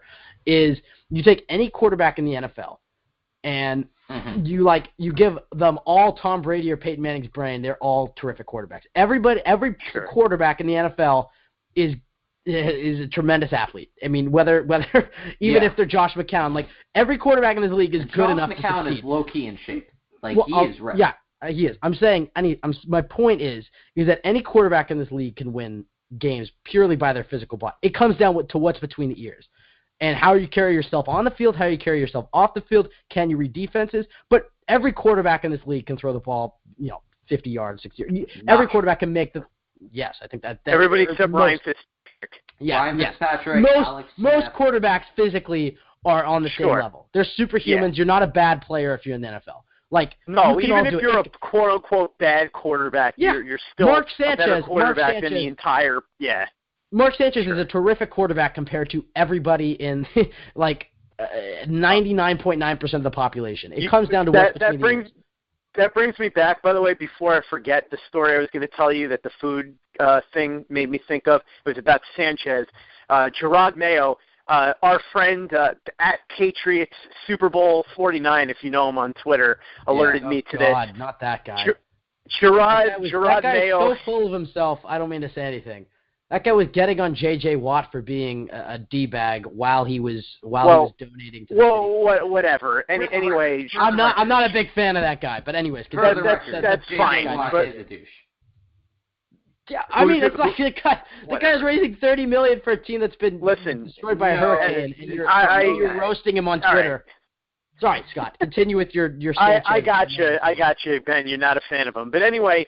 He alerted me to there's a podcast that Tom Curran from Boston Sports Media does, and he has Gerard Mayo on a lot. And Gerard Mayo is actually a really good storyteller, and he's a funny guy. I didn't know that because I didn't really know much about him, but he was telling a story because they talked about bad quarterbacks, and they mentioned Sanchez, and he goes, look, Mark Sanchez can make all the throws. It's not that he couldn't. It's like any quarterback in the NFL can make most of the throws. He goes, the problem with Sanchez was he couldn't recognize any coverages. And I didn't know this part of it, which I thought was hilarious. He said, Sanchez couldn't recognize any coverages. He goes, he couldn't point out the mic or any of those guys. So he would come up to the line and they would have Mangold do it for him. Mangold would be the one that would have to point out the coverages. And he said it would just get to the point where they would laugh because they'd be yelling stuff out to try and confuse him because Mangold would be trying to get the coverages to Sanchez, and they'd just be yelling stuff out to try and confuse Sanchez so that he wasn't sure if he was hearing Mangold or if he was hearing one of the defensive players. And it's just wild to me because that to me in a lot of ways is what separates a good NFL quarterback from a bad NFL quarterback, is that ability to recognize coverages and see different things with the defense. Scott, that's literally, you put it in a story, but that's exactly what I'm saying. It's like, that's what comes down to Baker. That's why I brought it up. That's what, look at us. We don't even need Kyle. That's my point about Baker Mayfield. And Lamar Jackson to the point. I am the only reason we have these listeners, just letting you know. Yeah, it's you, Kyle. You keep telling yourself that. Like when you have a guy like Lamar or Baker, you add another thing to your athleticism and another, you're always a threat on 3rd and long or whatever you can run. That's terrific. But you have to be able to read the coverages. You have to be able to do these things. It's like, so with Baker, I'm worried about, like, do you think he's the guy who can come to the line and identify the coverages and identify the mic? Because in college. But here's the thing is none of us can really tell that right now. I mean, the only way you can get that is if you're through interviews or if you want to watch the Gruden thing, or like you can't really tell that just by watching him on tape. Is how is he going to be on and off the field and recognizing coverages and things between his ears. Here's what I'll say. Now, obviously, the thing about quarterbacks. And Jeff Lloyd and I have talked about this a lot, and he's a guy that basically does this professionally. He evaluates talent. And what he said, and what a lot of people have said, is that it's so difficult to evaluate a quarterback coming out of college for the exact reason that you said.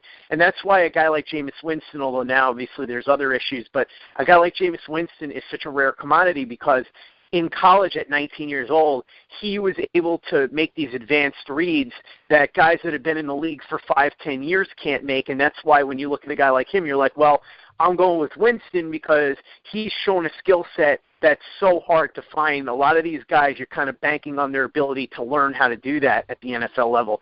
They literally have to learn a language. Like, right. I agree. I think, that's also what? I can speak sarcasm.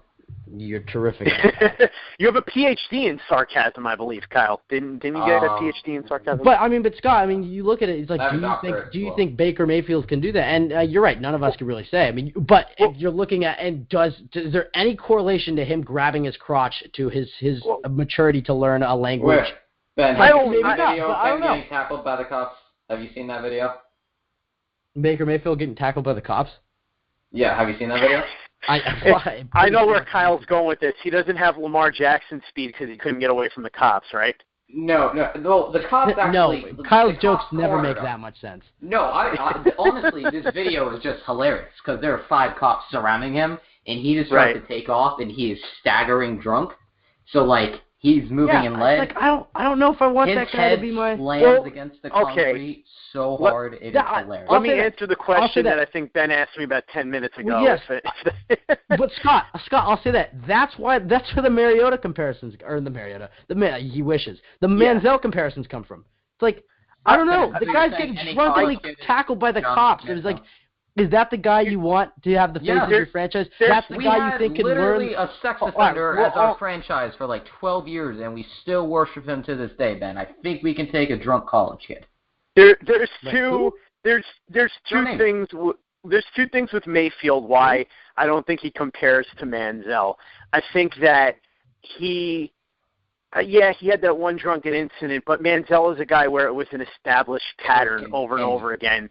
Drug use and the breaking of the NCAA rules and going to these parties, and it was just constantly he was looking for trouble. And you could see he was a brat and an entitled kid and somebody who just thought the world owed him something. And on top of it, you also have to remember, the big thing for me with Manziel is I remember I used to watch him in college, and all he would do was he would get a snap out of the shotgun, then he would run around for a little bit, and then he'd go, oh, look, there's Mike Evans, who's 6'5", 230 pounds. Let me throw the ball to him. And that was basically what Johnny Manziel did in college. And I said at the time. Is that a bad strategy, though? No, it's not, but that's not going to get it done in the NFL. Yeah, no, you're right. But that whole run around thing, you're right. The whole run around thing, Baker does the exact same thing. I mean, like. Well, yes I and no. I think Baker is a better prospect than Johnny Manziel is. I'll get that out of the way. I'm just saying yeah. But I mean, purely they're always out of the shotgun. Baker Mayfield is always out of the shotgun. I mean, they are. I'm pretty sure Johnny's probably 6 feet too, is 6 feet as well as. I don't think either one of them is. I talked to Jeff Lloyd about this. I would be surprised if Baker measures more than about 5'10" or 5'11", and I would. He's listed as 6 feet. He's listed as 6'1", I think. No, yeah, there's no chance he's 6'1". I think I might be taller than Baker, but I don't know. I just think that. Look, it's a risk because again, I mean, people go with the height thing, and then they'll say, well, Russell Wilson, well, Drew Brees. He's not Russell Wilson. Yeah. That is my least favorite comparison. I mean, that's his ceiling, and that's what he can hope to be as a quarterback is what Russell Wilson does. But he's not Russell Wilson coming out. Russell Wilson, first of all, had a good head on his shoulders. Baker Mayfield, I don't know if he does. And I don't know the guy, so I can't make judgments. But when you're getting tackled by the cops, when you're drunk, and you're grabbing your crotch, and it's like it's hard, and telling the fans to go after I don't think the crotch grabbing is a big deal. It's hard to say he has a good head on him. Ben, that is called tenacity and grit, and I want that on my team. Who else had a lot of grit? I'll say this. I just think that, first of all, and then second of all, probably the most... Jesus had a lot of grit. Are you doubting Jesus? If you're comparing Baker Mayfield to Jesus, Kyle, we need to have a separate conversation. But I just think that Russell also came out pro-style... Russell, first of all, came out in pro-style offense, all under center, good head and his shoulders, could throw the ball. I mean, because Wisconsin's really known for their quarterbacks. Look, watch his tape, Kyle. I mean, he was under center.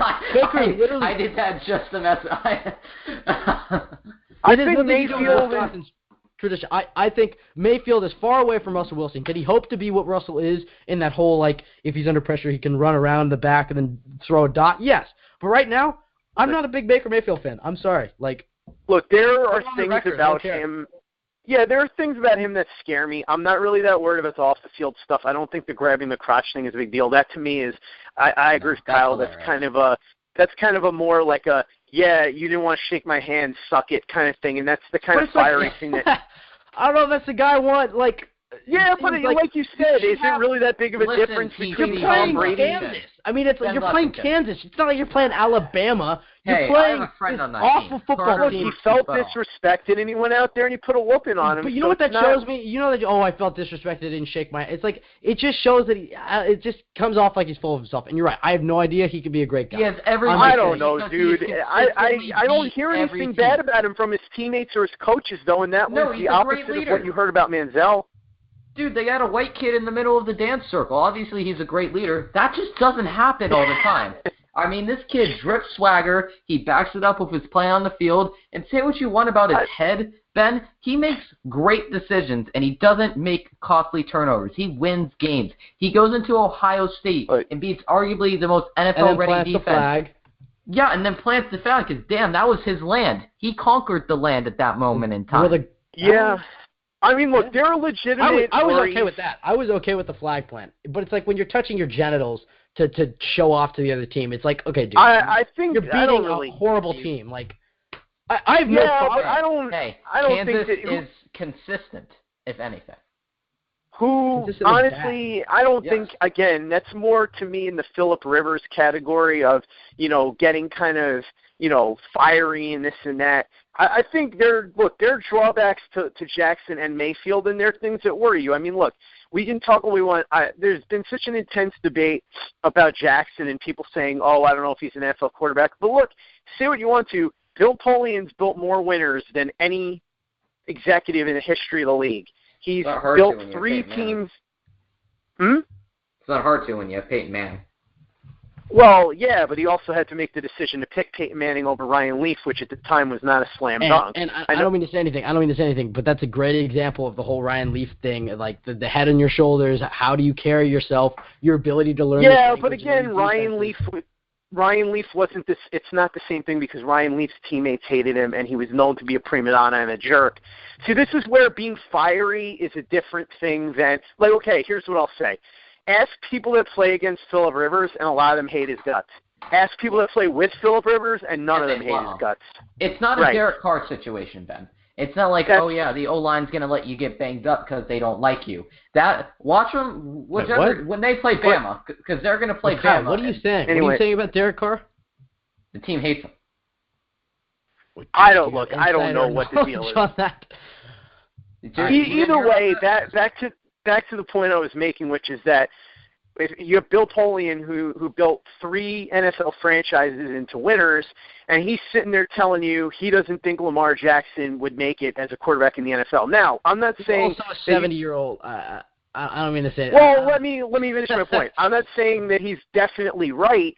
I'm just saying that I don't like it when people just go, oh, well, if anybody that says that is old, out of touch, and possibly a racist. I mean, yeah, maybe. No, I'm not calling him a racist. I'm just saying. No, not you. I'm not saying that. But there's been a lot of that being tossed.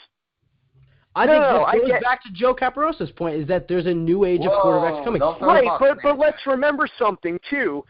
For everybody that's throwing that, I'm not saying that that's not the case for a lot of people, but if you go back to Polian specifically, Polian is a guy that wanted to draft RG3 over Andrew Luck, so he's not a guy that is averse to picking on it. So he's known to be wrong, is what you're saying. Yeah, there's an answer on because again, how would he support?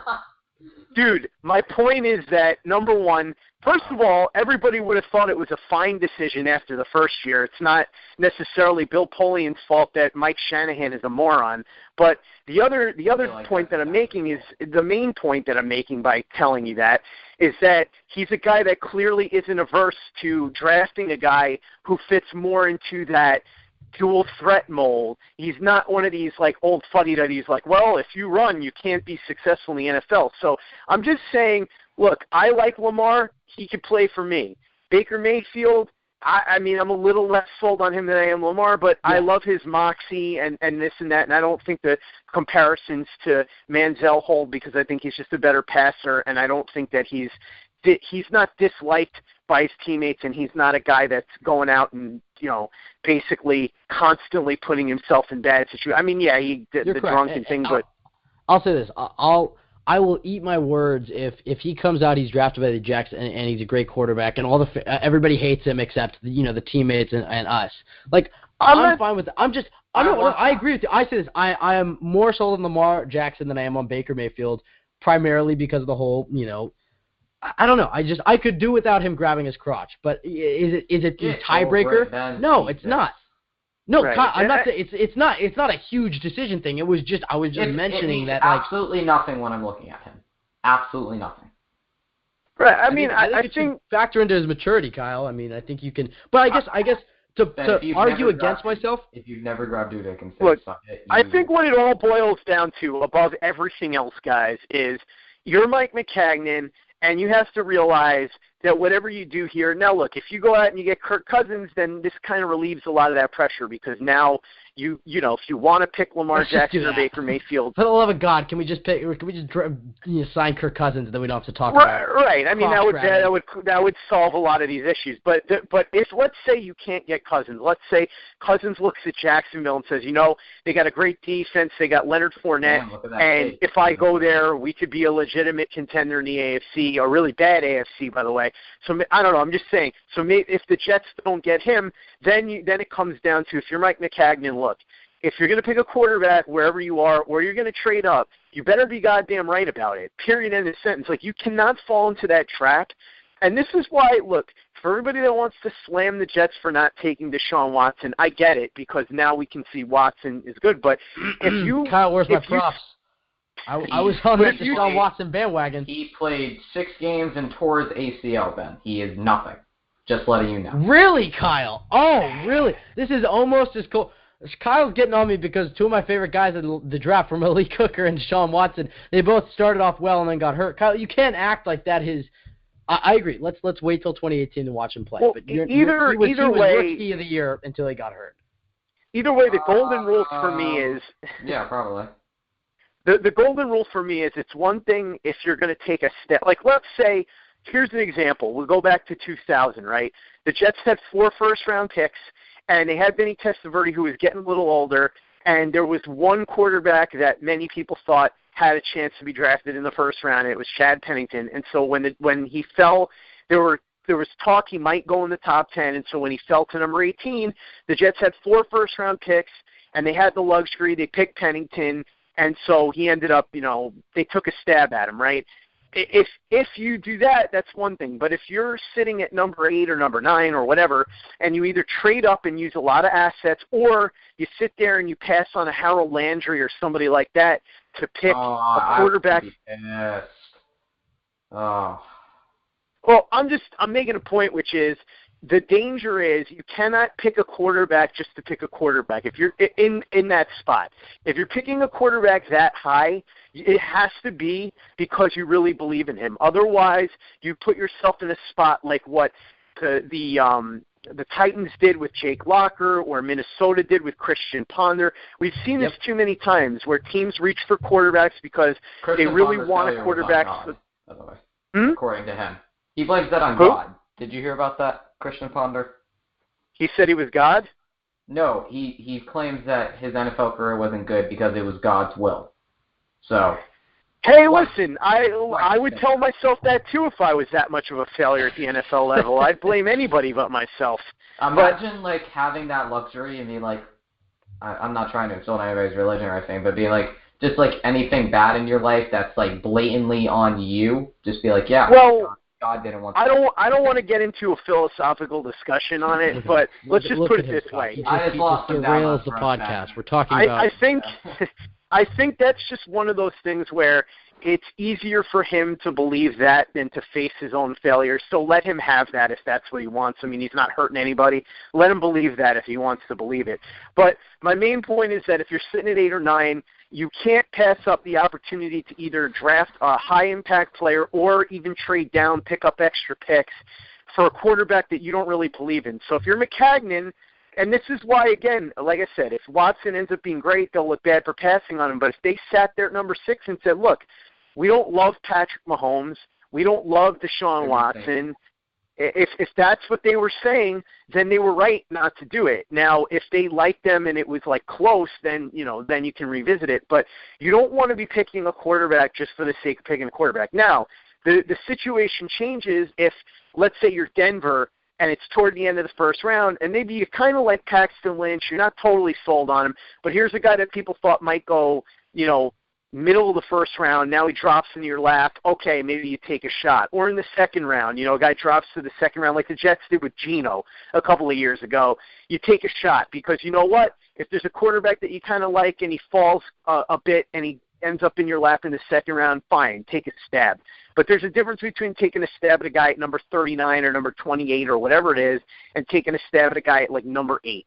You do that, and that's a recipe for hurting your franchise for multiple years. So that's what I'll say. With Lamar Jackson and Baker Mayfield, it doesn't really matter what any of us think. What it matters is what McCagnon and his staff think, and if they like those guys and they're available, pick one of them. If they don't just pick them because the fan base thinks you need a quarterback. You can't pick a guy for this just because he plays a certain position. If you don't believe in him, don't pick him because really, again, I can't even begin to start listing off disasters. I listed a few of them, including the guy who blames God for his crappy career.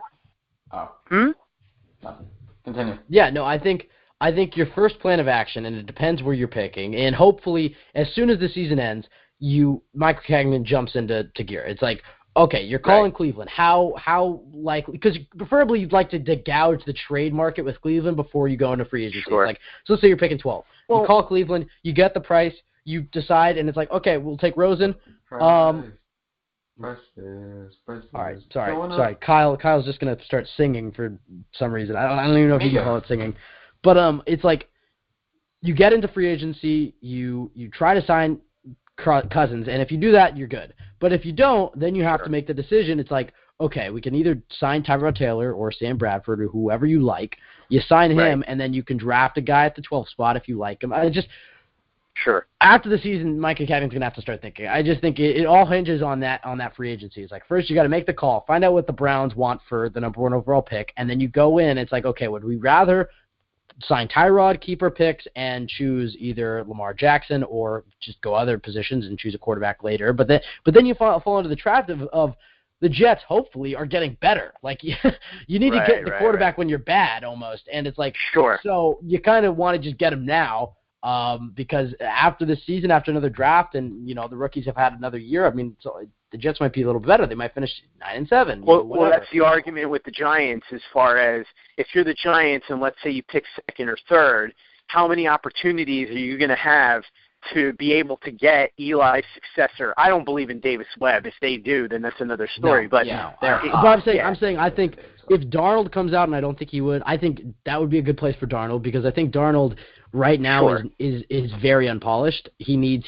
some time to sit for sure. I think Rosen is head and shoulders the most polished guy in this draft. Yeah, but I like Darnold's skill set the most overall as far as long-term prospect. But I do agree. I think that he could benefit from another year in school. I disagree that I would take Rosen over Darnold. And I like USC more than UCLA.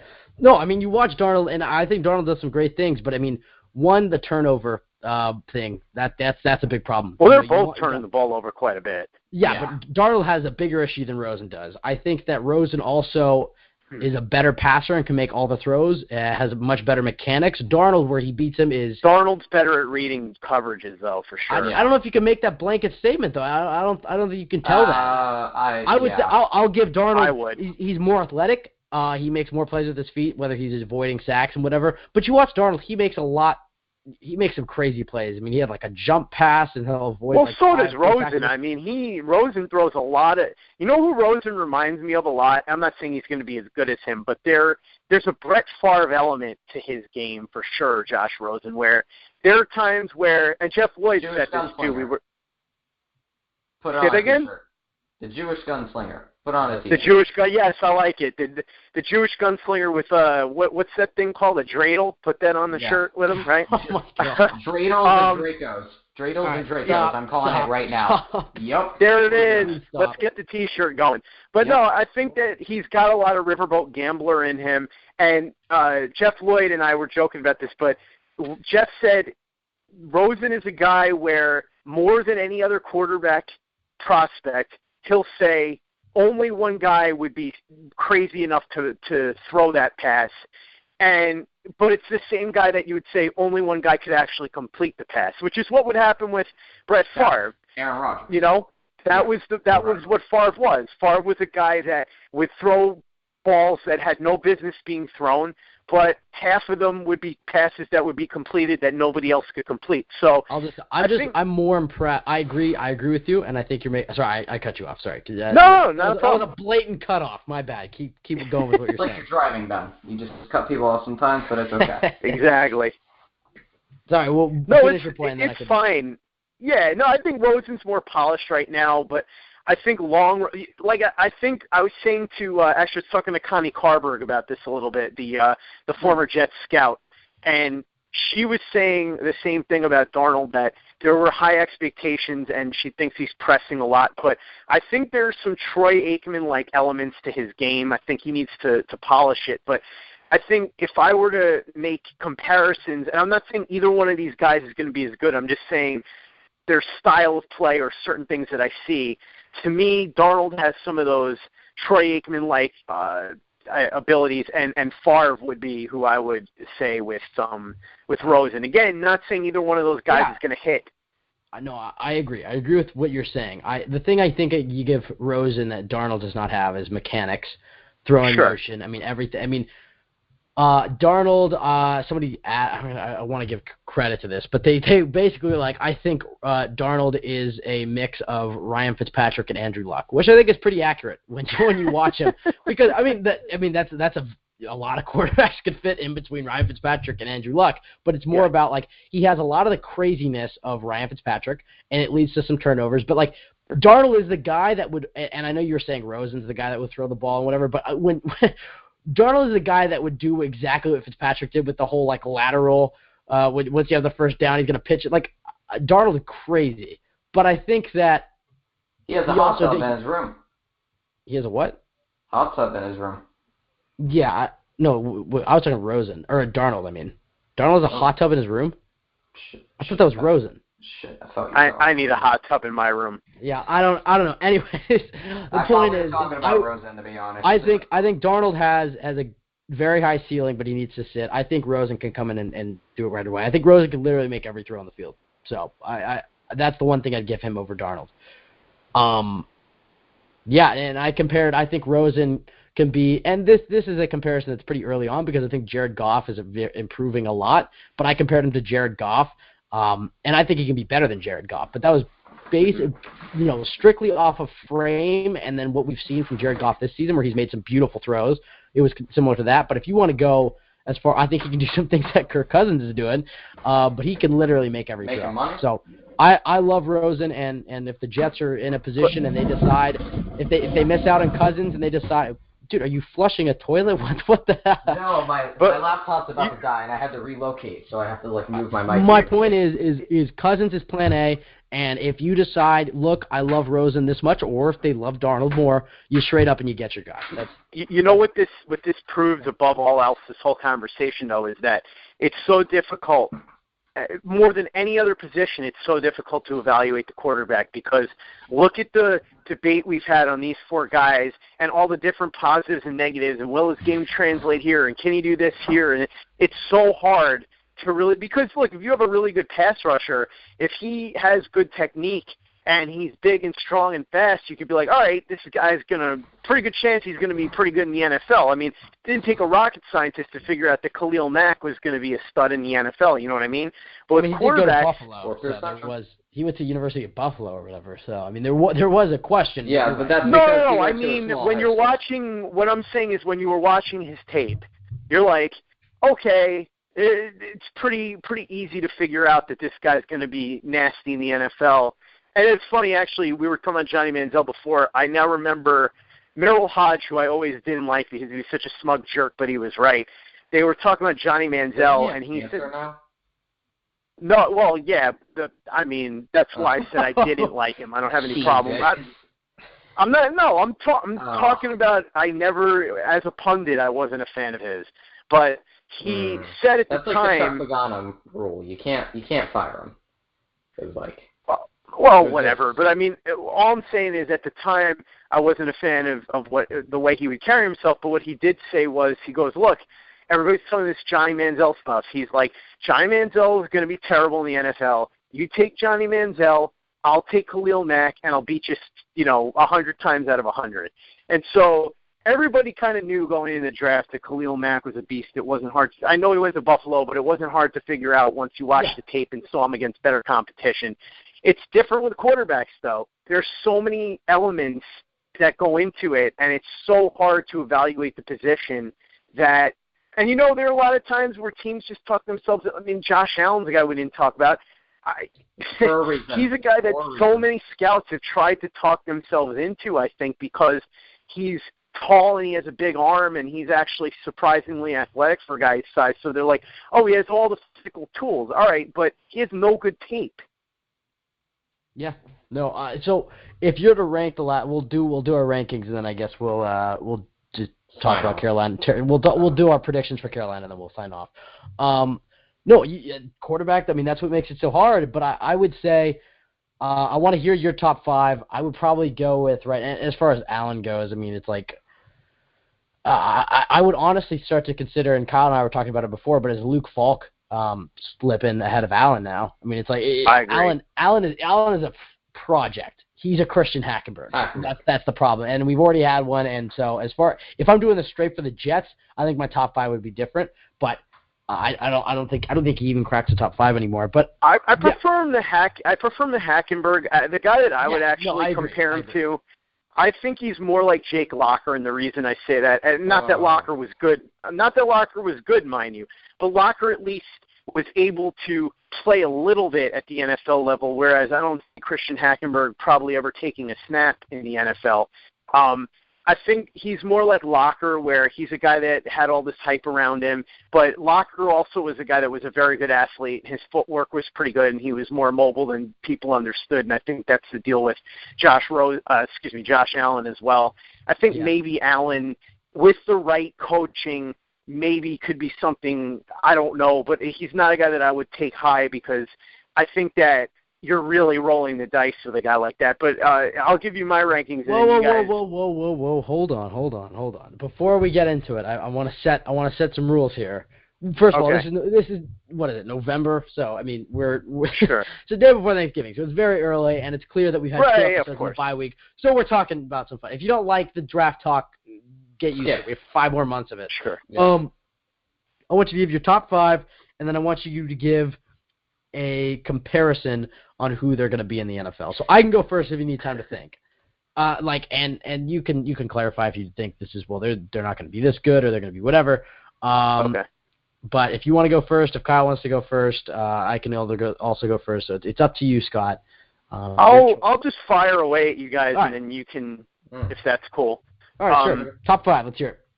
So again, this is like you said. It's November. We don't even know which of these guys is even going to come out for the draft. Yeah, but I probably should have said that. Pretend everybody's coming out, including Darnold, even though I don't think he will. I think most people would disagree with me. I think that I still like Darnold long term. I wouldn't get on you if you prefer Rosen. He's clearly outplayed Darnold this year, so that's fine. I would say that the ceiling for Darnold would be like Troy Aikman. I think because of his ability to read defenses, the worst he would be is kind of like a middle of the pack quarterback, barring injury. I think Rosen would be number 2, and like I said, I think his ceiling would be Brett Favre. I think he's another guy that because of his immense talent, at the very worst, he would be like a middle of the pack level quarterback, barring injury. After that, I think I'd put Lamar Jackson 3rd. I think his ceiling would be somebody like Randall Cunningham, which I know he's well before your time, but I was talking to Kerry Rhodes about that, and Kerry Rhodes was talking about how Randall was much bigger, by the way, though. Yeah. No, I'm saying just as far as what his – of course he was, yeah, obviously. But I'm saying I think that as far as if he develops as a passer, I think that he has the ability to be something in that mold where he could be a real danger. Because people will forget, Randall Cunningham was – there had been dual threats in the NFL before, but Randall Cunningham was really the trendsetter as far as what you see with some of these dual threat quarterbacks now. He can really throw and he can run as well. I think if Lamar can develop as a passer, that's probably the ceiling, and a modern-day Randall Cunningham would be just absolutely nasty in the NFL, so that's not an insult. And I think worst-case scenario, obviously you're looking at a situation where he could maybe not translate, which is what some of these people are saying. We'll see. I think Baker Mayfield, it's the same thing. I think his ceiling would maybe be like a Drew Brees or something if everything goes right. I'm not saying he's going to be Drew Brees. I'm just saying I'm throwing out best case scenario. All right, you're saying best and worst. Okay, I get it. Yeah. I think if he otherwise he could end up being. Sorry to cut you off, but their play styles are not similar at all. Yeah, they are.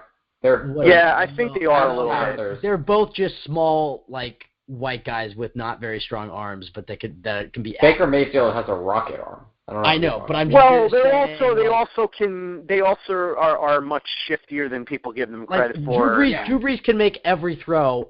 I don't know if you could say that about Baker Mayfield. But that wasn't what people. Baker Mayfield can. Brees is not a mobile quarterback either. I don't. Ben, that isn't what was said about Drew Brees when he was coming out of Purdue. So yeah, I'm not basing it off Purdue Drew Brees. I'm basing it off New Orleans Saints. No. But I'm saying if Drew Brees was able to become Drew Brees and Mayfield is somewhat similar to Purdue Drew Brees, then his ceiling could be Drew Brees. I'm not saying he's going to be Drew Brees. Okay, all right. Flip better stuff. I mean, but I'll say this. I'll say like Mayfield's a mobile quarterback. Drew Brees is not. I understand Drew Brees. Oh, that's not true. No, that's not true. How many times did Brees run for a 20-yard touchdown? Please, I'm not saying Drew Brees. I'm not saying. Yeah, but that's not the standard. I'm not saying Baker's best part of his game is running when it's not. I think he's a mobile quarterback. I never said that was his best part of his game. No, Drew Brees is definitely. Drew Brees is definitely mobile, though, Ben. Yeah, he's not a guy that's going to run 30 shifty. yards for a touchdown, but he's a guy that can keep plays He's alive. not a mobile quarterback. He's shifty in the pocket, yeah, but he's not a guy. So is Baker Mayfield.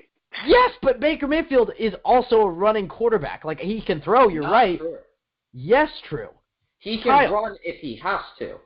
And yes, he uses his but I'm legs saying, to his okay, advantage. so let's look at Drew Brees can get away from sacks. I would say Drew Brees is kind of like Fitzpatrick in that way, where he's not a guy that's running for 30 yards, but he's a guy that can keep plays alive with his legs if he needs to. Yes. Fair enough? I would say I'll give you that. I'll give you that. He's not very fast. He ran a 4.8 340 time, so I don't.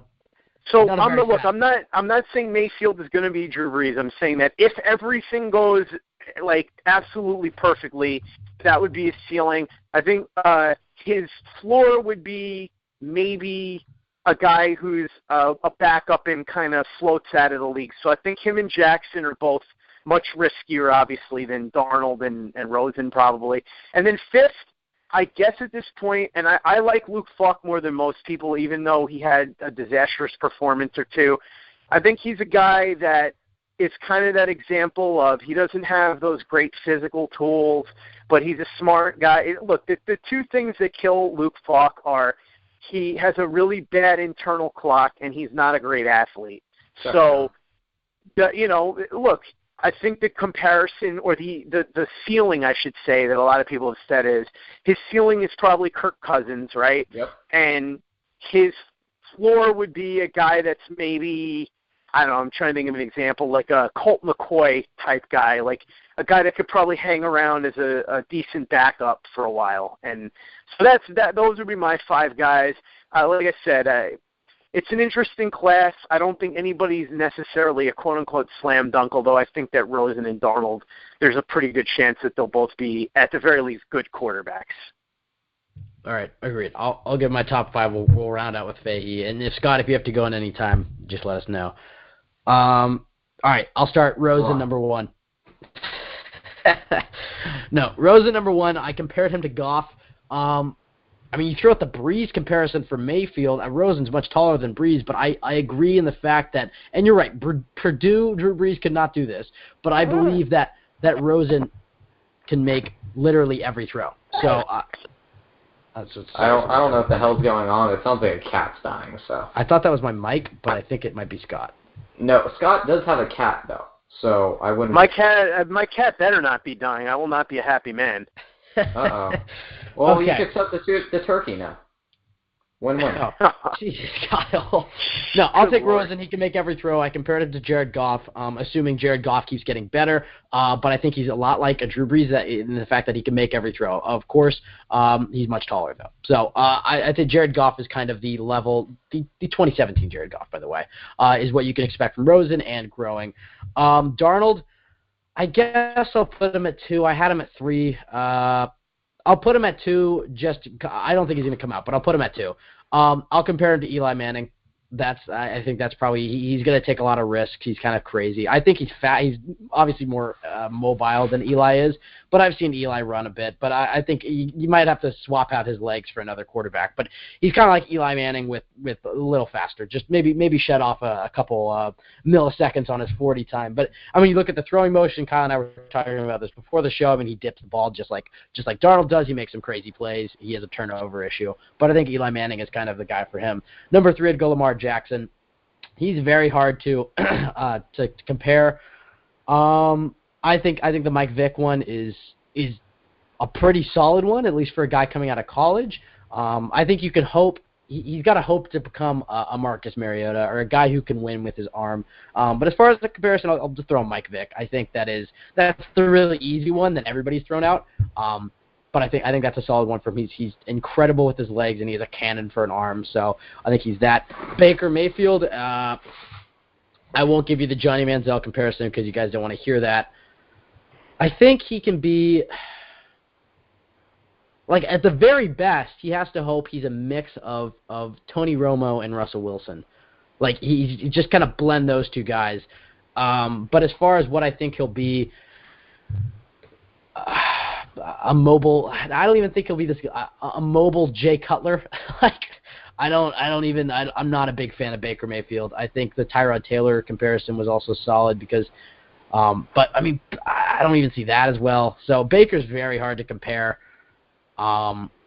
I can't even think of one off the top of my head. I had Tyrod because they're similar heights. They both take care of the football relatively well, mobile, have a cannon for arms.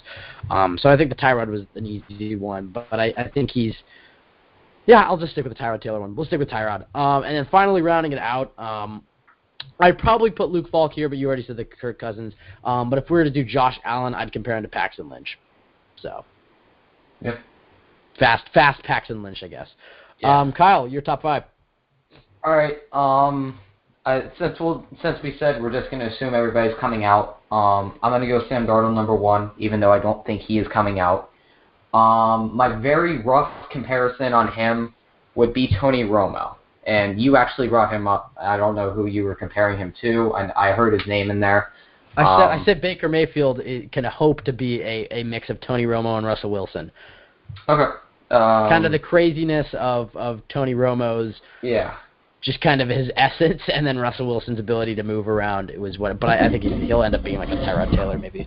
Anyway, possibly. Sorry, continue. So Sam Darnold to Tony Romo. You think of Sam Darnold, and he's actually one of the few quarterbacks that I'm not concerned about frame-wise in this draft class. Yeah. He's a bigger guy. He's a beefy guy. Yeah, he's 225. I think Romo last clock in was 230. Romo's 6'2", Darnold's 6'4", so he has a little bit of the height advantage there. I just see a lot of similarities in their game. Both make some throws that just absolutely wow you, and you're like, okay, this is like your guy. And then sometimes they just make those bonehead mistakes and stupid interceptions that just can't happen or do hurt you from time to time. Now, obviously, I think Sam Darnold will have time to build on that next year in college because I do believe he's going to stay, and obviously time in the NFL to build upon it. But right now, when I look at him, I watch him play. He's the type of guy who can control an offense, knows what he's doing, can identify most coverages, is comfortable in a pro-style offense, and really benefits from a good running game. You look at what they're doing with Ronald Jones, I believe his name is this year, running back from USC, really capitalizing off of that and, their early success. I don't think they're a top team in college football, but they're definitely a top 15 team in college football, and greatly due to Darnold and the running back's play. I'm forgetting his name. So I see Tony Romo there. Number 2, Josh Rosen. Yeah. Ben, did you say Eli Manning for him? I said it for Darnold. Okay. Well, I'm going to say Eli Manning for Josh Rosen. They're kind of like... That's a terrible comparison, but okay. In your opinion. Yes, in my humble opinion. That's all. Yeah. I've been sick, so all I've done is watch these quarterbacks. Yeah. I thought of the guy. For Mayfield, I'll say RG3. That would be my guy. Post-surgery. Sorry, continue. You are insulting yourself right now. It's not even funny. Watch him just be amazing. We'll just pull this soundbite. Yeah. This Josh Rosen one will definitely be the same, or will definitely change. Wow, it will not be the same. Don't know why I said that. When I watched more film on him, admittedly, I've only watched 2 games of Josh Rosen. But from when I saw it... Oh, my God. The so self-proclaimed draft expert has watched 2 games and the top quarterback in the draft. Yeah. Impressive, Kyle. The season isn't over yet, Ben. I mean, it's like not even... Oh, I guess that's a good point. Yeah, we have plenty of time to watch him. Yeah, I mean, we have once like a you watch solid... him, I bet I think he won't because I'm saying this, but once you watch him, I think he'll come around. I think he's good. I preferred Darnold over him. I think like last week. Yeah. I just watched him and it's like because you look at him and he kind of looks like there's the whole Mike Glennon thing where he's just super tall and skinny and you're like no I don't know, but it was more about tall and skinny. And so you look at him and then I watched the only game I had really seen in extension was that Texas A&M game where he's just throwing it through defensive backs' hands. Where it's like, oh, that should have been intercepted, or that was a throwaway, and whatever. So I was like, I think and then I watched a few other plays. It was like, oh, that was nice, but I just kind of had him behind. Oh, so you're saying he gets bailed out by his wide receivers a couple times? No, that was that one game. Then I watched other games. Then I watched Sounds other like games. Eli Manning to me. Then I watched other games against top teams. I mean, you could base it, I guess, off that. But if you're gonna watch actual play style and actual like comparison for what he's gonna look like in the NFL, I think Eli Manning is a dumb comparison. I disagree for now, but it probably will change. Number 3, Baker Mayfield. I actually really like the Drew Brees comparison. I see a lot of their games, I see a lot of their similarities. English, Kyle, English. This is what happens when you guys sit me on the bench for like 10 minutes. For what it's worth, Kyle, by the way, sorry to cut you off, but Ben Albright, who the NFL reporter, has said the same thing about Mayfield. So, Benjamin Albright? Yes. Oh, okay. No. I don't know. Yeah, I don't know. Maybe Benjamin, people are weird Ben like Albright. you and are Benedict like you, Ben. So I don't want to hear it. I think Benedict is the best version of Ben, but like who? What? Yeah, how many people have Ben Albright? That's such a terrible take. It's not even funny. Scott, Benedict or Benjamin? Your take. Well, you got the Benedict Arnold thing, so that's a rough one to overcome. Yep. Also have Cumberpatch and the Pope, so that's true. The Pope is I guess ex-Pope. I guess Benedict is less common, so you got that going for you where it's more original. I don't know. It's a toss-up. It's kind of a dealer's choice kind of thing. Oh, Scott, come on. Stop being PC. Tell him the truth. I mean, I could see the argument either way, but I would say the Benedict Arnold thing doesn't help. Yeah, and Benjamin Franklin. It's more original. Ben is a great name, but it's very... Ben, there are tons of original names that just happen to be stupid. Yours is No, I'm saying... No. Thanks, Kyle. I'll just say, Ben is a very, I think it's a good name, but it's used a lot. Benedict, makes me unique. I like it. There's only a select few of Benedicts. Your name's like a groupie, dude. Kyle sounds like a toenail disease, so I don't know what you're talking about. Seeing as you have them, you should know. I have Kyle. You guys really are the Felix and Oscar of Jets podcasts. I want to see a show of the two of you living together. Yeah, a little bit. Who's Mike? Who's Mike and who's the Mad Dog? I'm Mike. I think you're probably the Mad Dog, but okay. I'll take the Mad Dog. I don't care. But Kyle, just make sure you go to the same college as me, and then we can film that for you, Scott. And we'll just make that. We're just living together. I think it would be a winner. It would be a winner on YouTube. I realistically thought about Syracuse, and then you said you were going, and I just crossed it off. Well, I don't know if I'm going. I still haven't, You should probably let me know. I'll know in December, Kyle. So I'll let you know then. Well, listen, if it's not Syracuse, remember, Ben, I got that open offer for you. You get a private tour of the Hofstra campus. Ben is on the record telling me that he doesn't have the heart to tell you that he doesn't want to go there. When? Oh, hold on. I think I saved it in our Kyle, you literally said that like an hour ago. What? How are you putting this on me?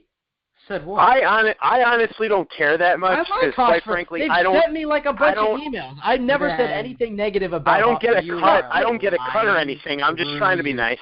What, right, Kyle? I literally have through your teeth right now, Ben. Oh my God. Oh my God. You are lying. What he's quoting is, I applied earlier. Now there's a quote. Now there's a quote. So I said I didn't have the heart to tell you that I applied early decision to Syracuse, meaning if I get in, I'll go there. Is that what I said? That wasn't anything negative about Hofstra. That was that I had made my mind up. Mm-hmm. All I was saying to Ben is, if you want to see the campus, I could arrange a private tour for him. What the hell, Kyle? If he goes to Hofstra, then I have connections there. I don't get a cut if he goes. So if he doesn't go to Hofstra, I don't really care. Here's the thing. It's like, Scott's being nice, and I genuinely looked into Hofstra. My point was, I was like, I applied early decision to Syracuse. So if I get in, then I go there. And it was like I said it to you, Kyle, probably last week. I was like, yeah, if I get it, I don't have the heart to tell him that I'm going to Syracuse. It wasn't anything negative. I went to Syracuse too, by the way. Your story changed. Yeah, you also went to Syracuse. It was never anything negative about Hofstra. It was just that time out, Ben. Your story went from... What are we even talking about? Ben, no. Calm down, because I want to clarify this, and everybody can re-listen to this. His story went from, no, Kyle, you said that 2 hours ago. You did say that. What? When? We talked about Helen Keller 2 hours ago and how she couldn't. You texted me or something. Hold on, I'm gonna find it. Oh, I will screenshot. I screenshot every text. You know the files, Ben. I'm gonna find this. Sorry, keep talking. What are we even talking about? The quote was, I don't have the heart to tell you if I get into Syracuse. That was Ben, what I said. And we haven't texted since 8:28 on No. This is when you attacked me on Snapchat Twitter. text, Kyle. We never actually text. Because I have you muted. I don't respond to you for like a day. Yeah, I'm pretty sure Kyle blocked me. Anyway, Scott, I'd like to clear that up. There was never anything negative said about Hofstra. You were very kind, and I don't mean to say anything. Scott also went to Syracuse and helped me. We talked about Syracuse as well. So Kyle, you can butt out. Anyways, finish your list, please. For the love of God, look at him. No wonder I'm not going to get the podcast invite now. Kyle's just going to make up things, but okay. Oh, Ben, you just admitted there was a quote. You've changed your story. There was a quote about it. Yes, you texted me. Clearly lying about No, that. I didn't. You texted me. Oh, I'm going to find this. Your story went from literally is like listening to two lovers argue with each other. This is tremendous. I'm kind of pissed, though, because now he's telling me. I'm not lying. The quote was dead on. I don't care. I never said anything negative. Because he doesn't have a quote. Trust me, because I know what I say, Ben, because I know what I say. I already said the quote 3 times. It was, if I get it to Syracuse, I don't have the heart to tell him. That was literally all it was. It was never a negative about Hofstra. Anyways, let's stop gossiping like 13-year-old girls. Kyle, please give us the rest of your stupid Sorry, list. Benedict. That is never right. You're just always wrong. Our draft expert has worse takes than I can't even think of a person. Worse takes than your parents naming you Benedict.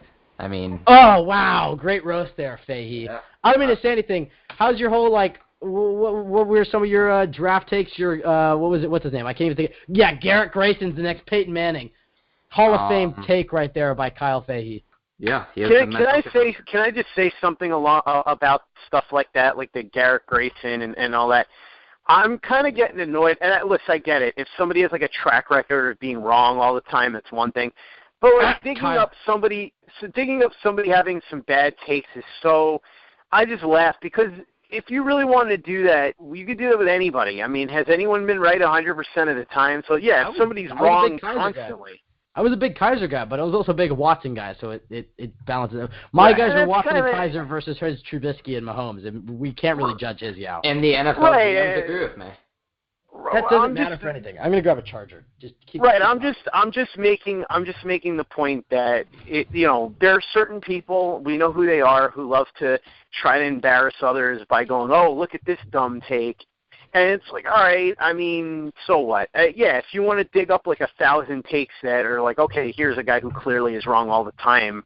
Or if somebody makes a ridiculous, like who was the one that said that Glennon was Aaron Rodgers? Your cousin, the other Fahey, right? Kean Fahey. Yeah, the one that. Yeah, I mean, oh my God, he blocked me. That guy is not. All right, anyways, continue. I'm not trying to burn it. Yeah, no, that's all I'm saying is that's starting to get on my nerve. Not you guys, but I'm saying people that are doing that and being like, oh, look at this guy. This is definitely a guy who has some skeleton quotes in his closet. Takes in his. I need to go check out your Twitter feed, Scott. Yeah. No, I don't really listen. Whatever. If I'm wrong, I'm wrong. All I'm saying is, if you can produce a bunch of like a ton of terrible takes, fine. Or if you can produce some takes that are insanely ridiculous, fine. But like going, oh, Tyrod Taylor could be a pretty good quarterback. Gee, what a moron. Like, I don't know. Is that really that stupid of a take? Or hey, you get what I'm saying? You can't quote tweet with that. Just letting you know. That's true. I got to stop the quote tweeting apparently and tagging people as well.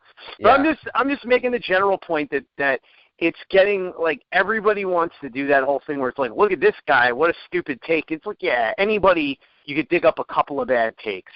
So I don't know, man. Like I said, if it's a pattern of a ton of bad takes, or if it's something so stupid like this guy, Mike Glennon is Aaron Rodgers, fine, feel free. But in general, nobody's perfect. So just throwing that out there. Like you said, Ben, even you got Deshaun Kaiser wrong so far. So. Well, my point was that he needs to go to a team where he can sit for a year or something, because I think he has a great ceiling, a very high ceiling. Not go to the Cleveland Browns and start week 3 or week 1 or whatever it is.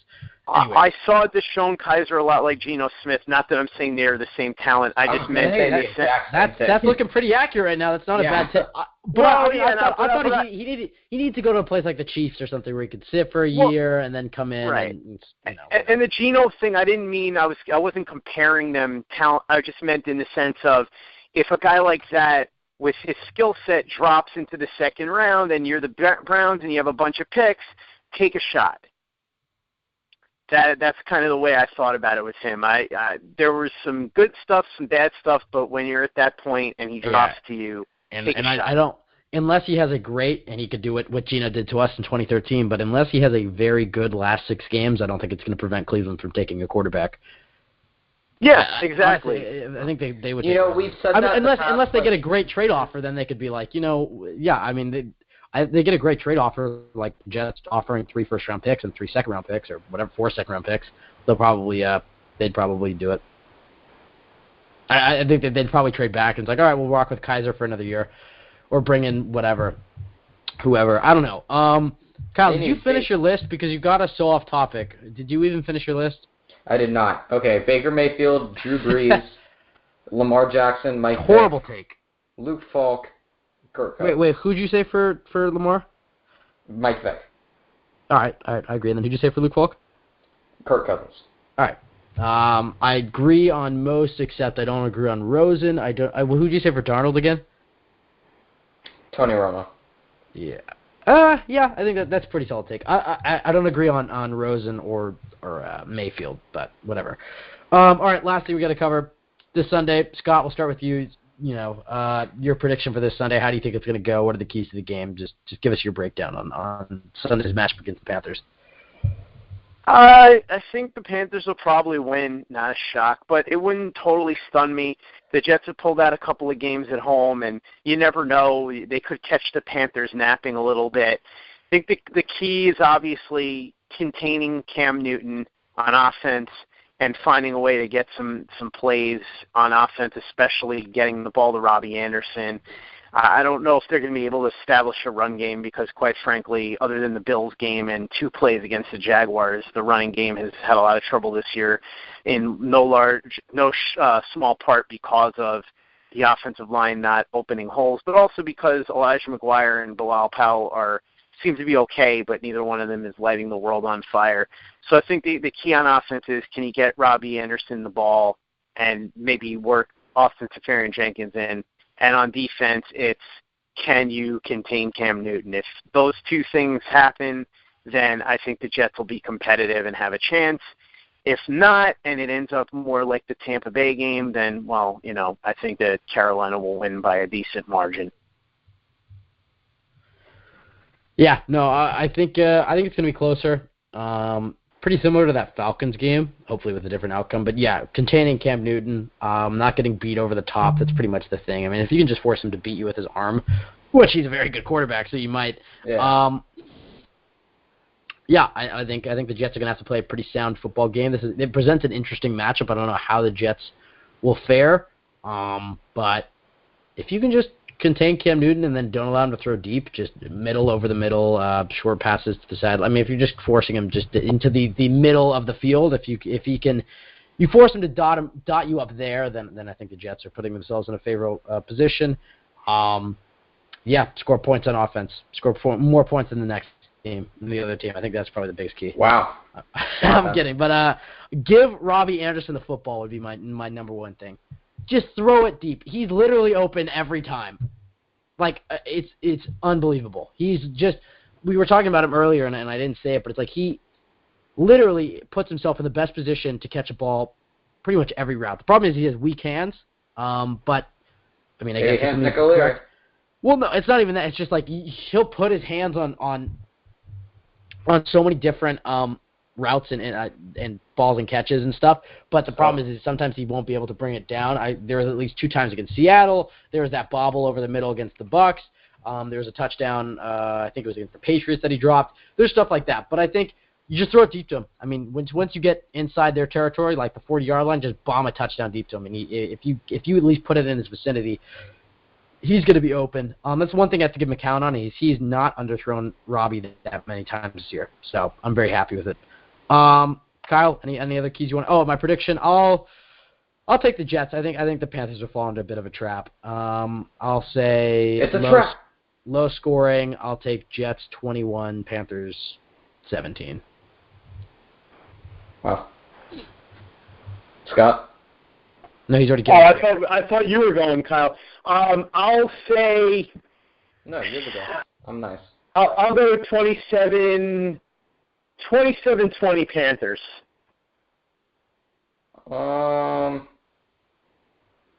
That's one thing you have to give the Jets credit for is they've hung close with a lot of good teams.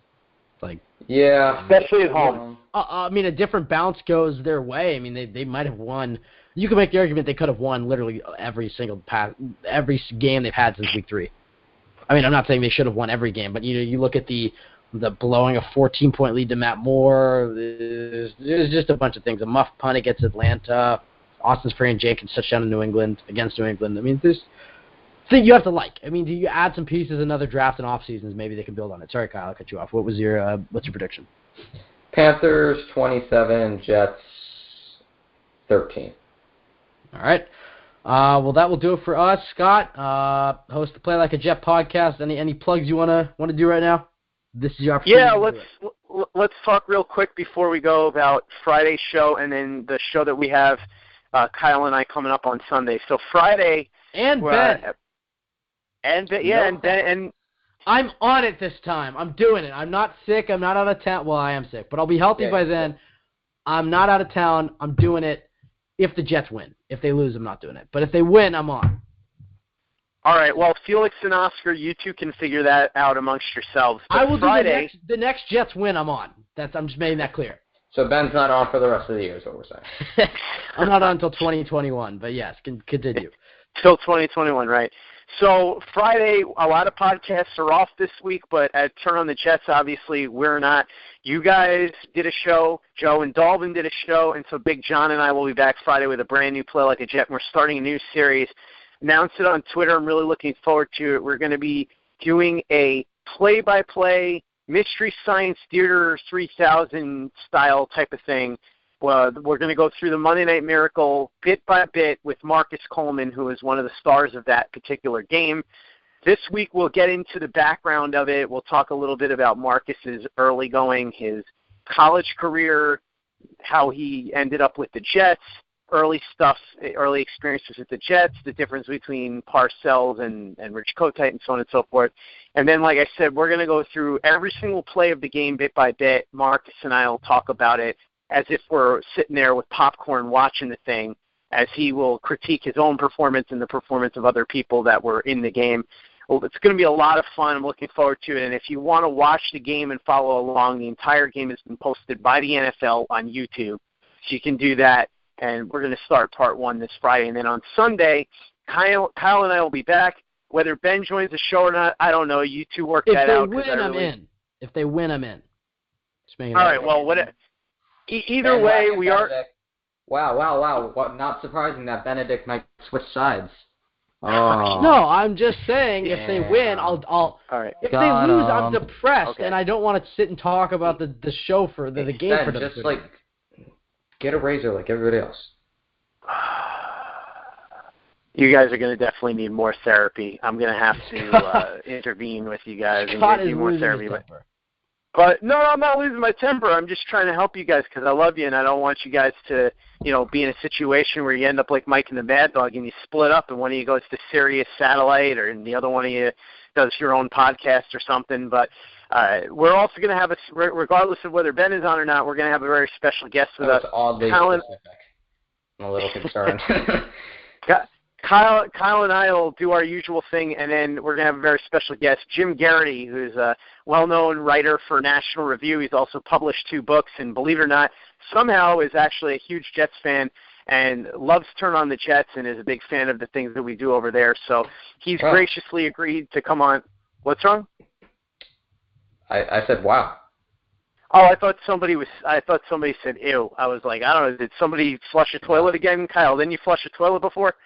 No. Okay. False rumors, guys. I moved my mic like a foot. Got it. Okay. This is how fake news gets started. But anyway, So Jim Garrity will come on and he'll talk about the game and we'll get into a little bit about him being a Jets fan. And I'm sure in his world, I would imagine that there are not a ton of Jets fans in the circles that he travels in. And here's a guy that's talking about complex subjects and he's lowering himself to be with people like myself and Kyle and talk stupid stuff like Jets football on Sunday. And possibly Ben if they win, right? I mean, I don't know. So But we'll see. But yeah, it'll be a lot of fun. It was funny too because Joe Caporoso made a funny joke. Jim Garrity does a morning newsletter called the Daily Jolt, and he mentioned that he was going to be on the podcast on the Daily Jolt. And and Joe Caporoso says, "Hey, look at this. TOJ is in the pages of National Review. How about that?" So we're crossing over to different worlds, and Jim Garrity will join us on Sunday. Really looking forward to that. Plus, of course, as always, Kyle will do his very best young Skip Bayless impression minus the Tim Tebow infatuation, and it'll be a fun time. Whoa. No, Kyle loves Tim Tebow. I would marry he's full Skip Bayless with the Tebow infatuation. Yeah. Kyle? Yeah. You have anything to say? I'll be more like Shannon Sharp. I'm Shannon Sharp. Skip. Okay. Shannon Sharp. Skip. What are you talking about, Skip? That was pretty good. That was pretty good. I like that. That was pretty good. Pretty good. Yeah. Ben, you can keep sipping your honey. I'll keep cashing checks and making bold takes and getting popular. But I am on the record. I'm on the record saying, shut up, Ben. I am on the record. I was so aggressive. This show has been insane for the last couple hours. I just would like to point that out. Ben was like, I'm sick. We're only going to do 30 minutes. We're 3 hours in right now. Yeah. No, we're not. I was just going to say, this is like a football version of the Joe Rogan podcast at this point. Yeah. I like Joe Rogan. I am on the record saying I would marry Tim Tebow. So I don't know if he would do that because I feel like that kind of ruins his whole. Okay. All right. Let's cool it, Kyle. Tim, hit me up. Wow. I don't even know where to end the show. I guess Scott will let you go. I'll do some plugs. You don't want to stay there for that, but Scott. Guys, as always, it's been a pleasure. I'll have to come back at some point and administer some counseling because honestly, Scott, you could just be our third host at this point. Yeah. I guess you'd probably just be. We've been here for 3 hours. No, we haven't because we started. Well, we've been here for 3 hours, but we've started at 39 or something. So it's only 2 hours and a half. But yeah, Scott, I guess you're our third host now. So you could just come when you want. So. Well. I will be the host the co-host / marriage counselor for you guys because you know what, I love you guys and I don't want to see you guys break up like Mike and the Mad Dog, so I'm going to do everything I can to heal those wounds. I don't think there's anything you could do. He started fake news about me trashing Hofstra for no reason. Ben, everybody knows you're lying because you switched the story midway through. No, I didn't. I maintained the same story. You sent me a text the only thing I'm going to say to you, Kyle, is I don't know whether what you're saying is true or not, but you just basically nuked any chance of getting Wayne Corbett or Willie Colon on your show. So there you go. Willie Colon can stay on SNY in his hot takes. He tried to call me a... Kyle, didn't Willie Colon... Yeah, Willie Colon trashed you, right? Yeah, Willie Colon, attacked me on Twitter because I said... Wait a second. Wait a minute. Whoa, what happened? I never heard this story. Because I have, a Jets fan page on Instagram that I don't really do anymore, but I used to be really into. And I did, the Fire Bulls thing and Fire Bowels originally, but... Thank God. He made a typo and it was Fire Bowels, but yeah, which is ironic, but and fitting. Illustrates the same picture. But by the way, but it was after week 3 of the 2016 season, so it was after Ryan Fitzpatrick threw 6 interceptions. So it was a little soon, but yes, it was an awful game. Kill. I draw fast and I shoot to kill. That's just how I do it. But yeah, and then somehow Willie Colon he found his way to my page. I think I made it onto the popular page because it was popping for a solid day. A lot of people, yeah. You had a few Jets, former Jets players, just get on him and just start trashing him. It was hilarious. Yeah, it was Willie Colon, Bo. Okay, Kyle, let's keep it clean. The former corner, Bo. His last name was Jackson. Bobby Jackson. Jackson. Him, Willie Colon. Here it is. So you managed to get trounced by one of the best defensive backs in Jets history and a legend of Hofstra football. Nice job. This thing had literally 70 comments of just people roasting Kyle. It was my favorite thing I've ever seen. Hold on, let me find what he said. He said I would love to read my defenses on there. He wrote 2. I don't even want to read it out. It's 2 full essays, basically, of how disrespectful you are. Oh, yeah. Being so disrespectful. Todd Bowles, do your job right, and I won't be disrespectful. I don't know. Anyways, Scott, we'll let you go. I thank you for being our counselor. But no problem. We'll just call it play like what would be our combination? Play like a jet take or the jet take play? I don't know. The play like a jet take, I guess. There you go. I'm offering a merger here. You can do whatever you want. Open invitation if you want to come on for 20 minutes or the whole show. The jet sweep play. That's what we're doing. What does that even mean? I don't even know. I don't know. Madness. Because it's a Scott, play. Scott, it'll be, as always, guys, a pleasure. Ben, always good talking to you. Kyle, I will talk to you on Sunday, and both of you boys. Ben! God. And Shut up, Ben. Oh, my God. You guys are too much, man. Felix and Oscar on a podcast. But, yeah, either way, both of you guys have a great Thanksgiving, eat lots of turkey, and enjoy the games tomorrow. All right, Scott, happy Thanksgiving turkey in the world for the past 3 hours. Scott, thank you so much for joining us. You're always a pleasure. My invitation stands. I did not trash Hofstra, but thanks for don't worry about it. I don't. Even if you did, I wouldn't care. So it's all good. I did not, but Scott, thank you for coming on the show. We truly enjoy it. You make this show. You bring a certain energy to the show. It really riles Kyle up. I think that's Ben's way of saying you're an old guy and you add a little bit of oldness to the show, but I'll take it. It's fine. I love it, Scott. I mean, I don't know. Whenever you come on the show, we wake up and we start yelling at each other. But I love it. So Scott, please, you're welcome to come back any Wednesday. And if the Jets win, I'll see you Sunday. If not, then yeah. Sounds good. Sounds good, Ben. Thanks, guys. And Kyle, I will talk to you Sunday. And Ben, I guess. Well, A, we'll see if they win, and B, you work that out with Kyle. All right, I'll send you a DM. Scott, thank you, man. All right, later, guys. Yep. Don't you dare slide in my man's DMs. I will find you. That was Scott Mason for Play Like a Jet podcast. All right, let's wind down. Let's do some plugs. As always, you can listen to our show on iTunes, iHeartRadio. We're all over the place. Just find us, The Jet Take. Look us up. Google Play, Stitcher. I don't know. Stuff. YouTube. Stuff. Social media, make sure you follow us on Twitter. That's the best place. If you listen to the show, follow us on Twitter. We tweet out all our information. Sometimes Kyle and I change the time of when we start the podcast, the day. I'll take the blame for that.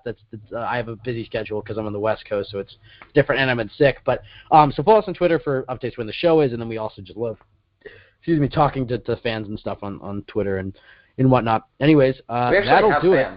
That's kind of weird, but we have fans. Yeah, we have a few people. It was weird. Yeah, we'll get emails, and I'll be like, "What? Yeah. People listen to this?" Yeah, it's people. There were people not from Twitter who just found us and are like, "I actually like these guys going back and forth at each other." I don't know. I do like when Scott comes. My voice is completely gone. When we started this, I answered the phone to Kyle like an old man because my voice is completely gone. You sounded like you had something stuck in your throat. I was like, "Geez, man, wrong time." This is why I can't run a podcast with you. Anyways. Thank you to all our listeners. Ben, we're going a year strong. Just we're over. We're getting close to 2 years. It's amazing. I wasted 2 years of my life every Wednesday at 8 p.m. with you. Jeez. Yeah. Wow. I know. Get a hold of yourself. I don't even what are we gonna do when I'm in college? We'll just do it from the dorm, I guess. I'll annoy the roommate. Kyle, thanks for joining me. You're gonna be in a party dorm. I can already tell. And you're gonna have to put You're going to have to put the on-air sign, outside of your door, and you're just going to hear, the Redbone, vines or, memes? Yeah. Where it's, in the distance. It's just going to be, Migos in the background. Just every episode. Well, Kyle, we'll see in a few months. Anyways, guys, thank you so much for listening to another episode of The Jet Take. You guys are the best. As Kyle said, we've have a bit of a following now, which is kind of weird. I don't know. Yeah. I guess it's a little odd, but thank you guys for listening. You make the show. Without you, we would just be exactly what we are, just two teenagers yelling at each other. So, anyways, thank you. We'll leave you with the best chant in the National Football League. Go Jets. Let's hope they get a win this Sunday. Unless you don't want that, then let's hope they don't. But I want them to win, so go Jets.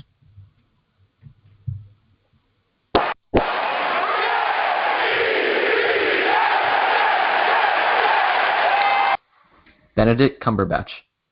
Horrible last take, but all right.